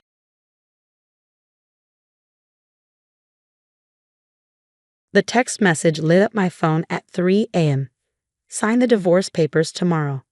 No property claims, no alimony. Take it or I'll make you regret ever meeting me. I stared at the screen, my hands steady despite the late hour. After 15 years of marriage, this was James' idea of an ending. A threatening text message while he lay in bed with his mistress. My name is Olivia, and at 42, I never expected to be starting over. But here I was sitting in my home office surrounded by the evidence of my husband's betrayal, carefully collected over the past year. I typed back a simple response: check your email. Within minutes, my phone exploded with calls. I let them go to voicemail, each one more desperate than the last. James's voice grew increasingly panicked as he realized what I'd sent him. Dozens of videos from our home security system, all carefully timestamped and archived. Olivia, pick up the damn phone. He shouted in his latest message. You had no right to record private conversations. But I did have the right. It was my security system, installed in my home after I first suspected something was wrong. The cameras had captured everything. James and his mistress, Vanessa, planning how they forced me out. Their careful schemes about hiding assets, their discussions about making me seem unstable to gain an advantage in the divorce. She'll never fight back, Vanessa had said in one clip, lounging on my couch while I was supposedly at my sister's house. James says she's too afraid of confrontation. They underestimated me. Badly. Another text from James. Delete those videos now. You're violating our privacy. I smiled, remembering all those nights I'd spent cataloging their conversations, building my case while they thought I was oblivious. James had always treated me like I was naive, too trusting. He never realized that trust and stupidity aren't the same thing.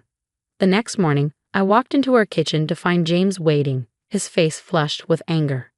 Gone was the confident man who'd threatened me via text just hours ago. In his place stood someone who finally realized he wasn't in control. What do you want? He demanded, his voice hoarse. I poured myself a cup of coffee, taking my time to respond. I want what's fair, James. Nothing more, nothing less. Those recordings won't hold up in court, he said, but his voice wavered. My lawyer says. Your lawyer hasn't seen them yet, I interrupted calmly, but mine has. Along with the offshore account statements, the property transfers to Vanessa's name, and the correspondence with your banker about hiding our joint assets. His face went pale. How did you find out? I'm not the helpless housewife you and Vanessa think I am. I've known about your affair for a year.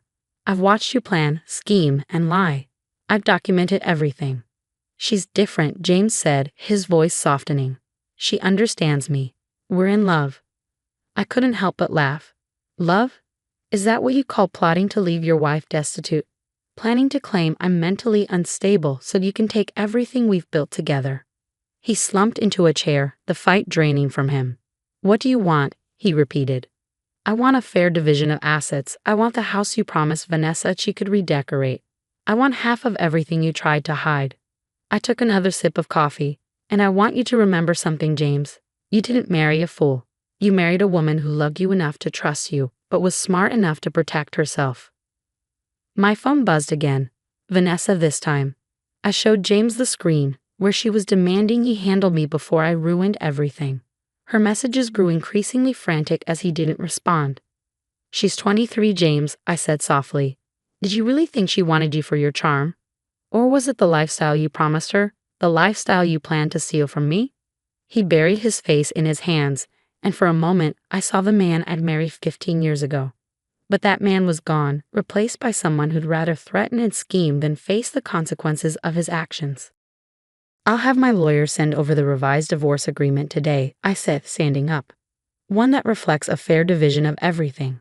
All the properties, accounts, and investments, including the ones you thought I didn't know about. As I walked out of the kitchen, James called after me, How long have you been planning this? I turned back, meeting his eyes. Since the day you started planning against me. The difference is, I did it to protect myself. You did it to destroy me. Remember that when you're signing the papers. The look on his face told me he finally understood. He hadn't married someone he could bully into submission. He'd married someone who knew her worth, and had proof to back it up. Part 1 ends with me walking away, leaving James to face the reality that his carefully constructed plan had crumbled. His phone kept buzzing with Vanessa's messages, but we both knew everything had changed. The next few weeks would reshape both our lives, but only one of us was prepared for what was coming.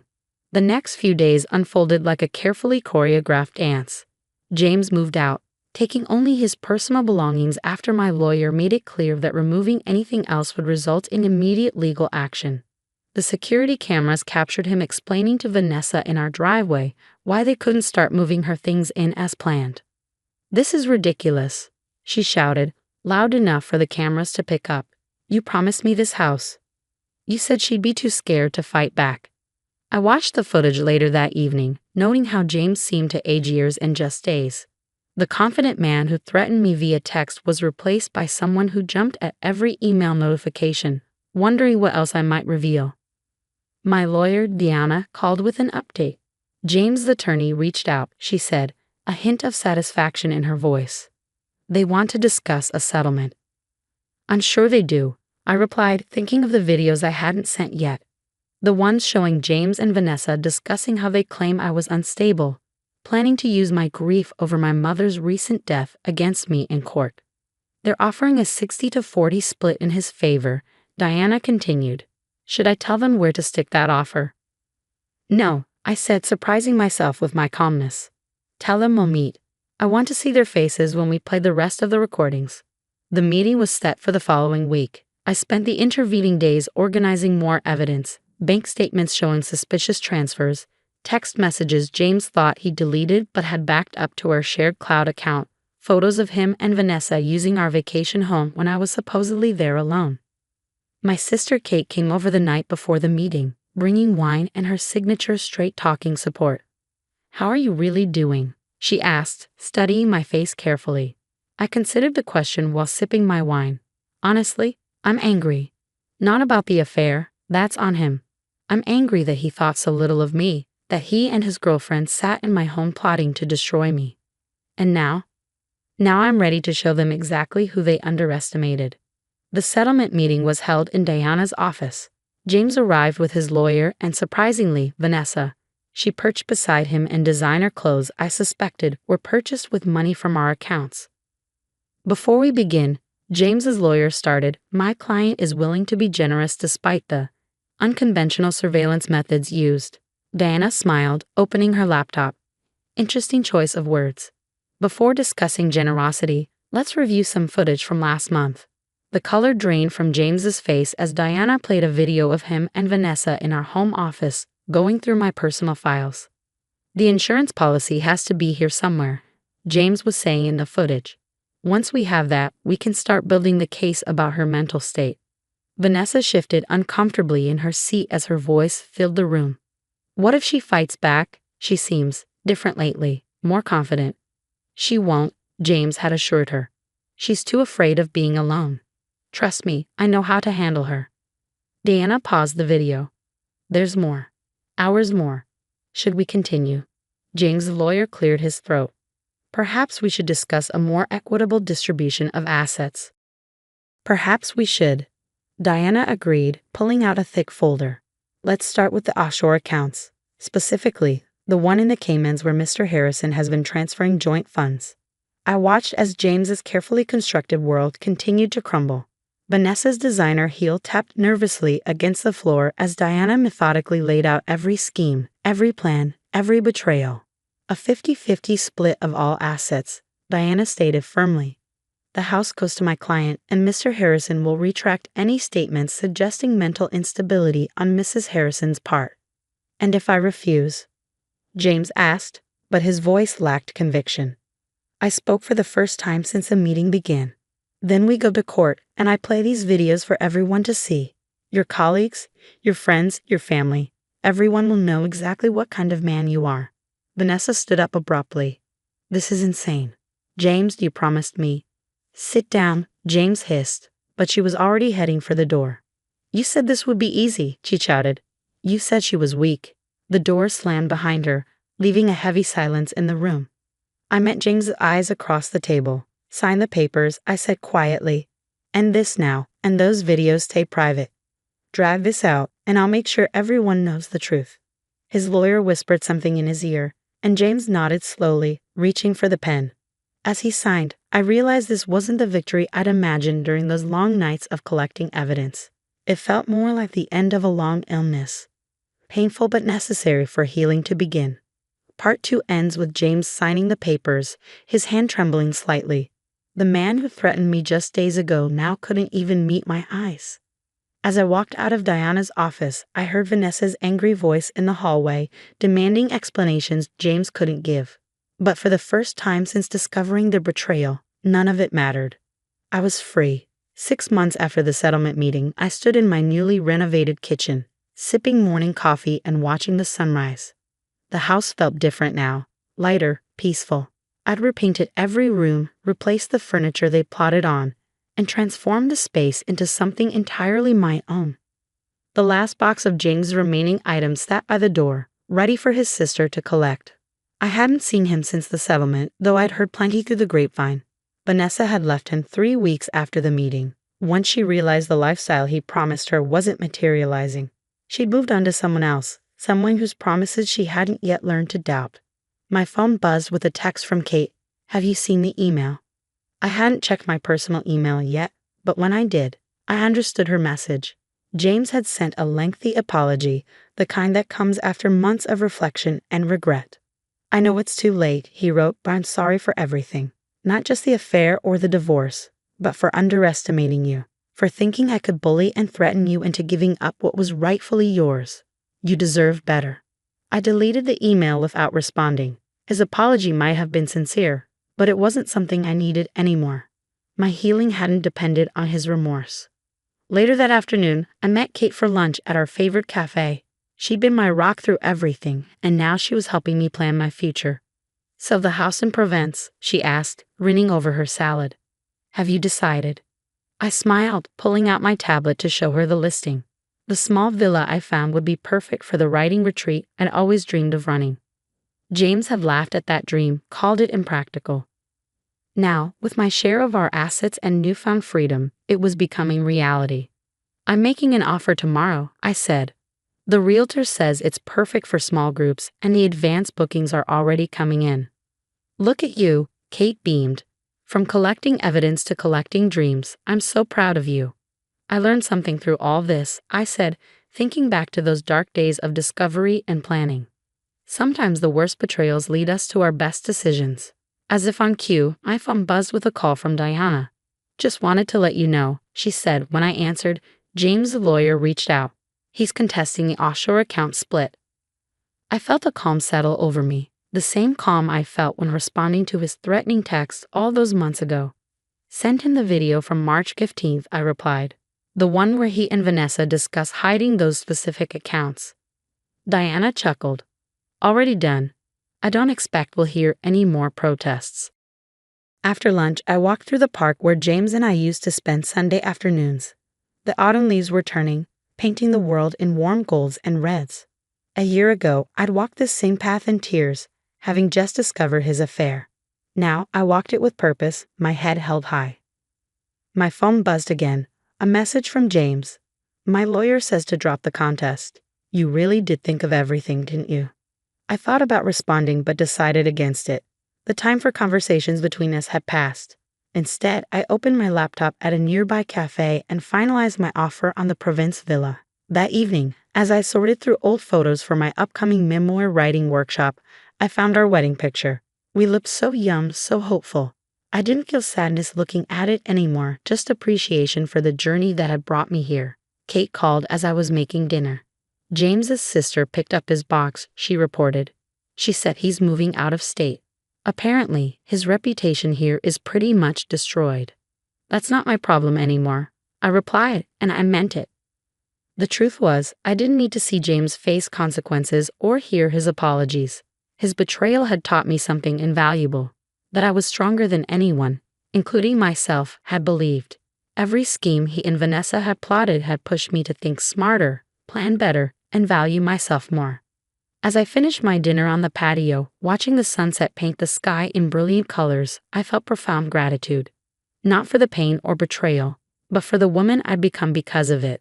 The one who didn't just survive threats and manipulation, but who turned them into stepping stones toward a better life. My phone lit up with a confirmation email. My offer on the villa had been accepted.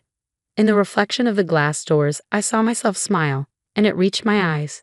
James had threatened to make me regret ever meeting him, but instead, he'd made me grateful for finding my own strength.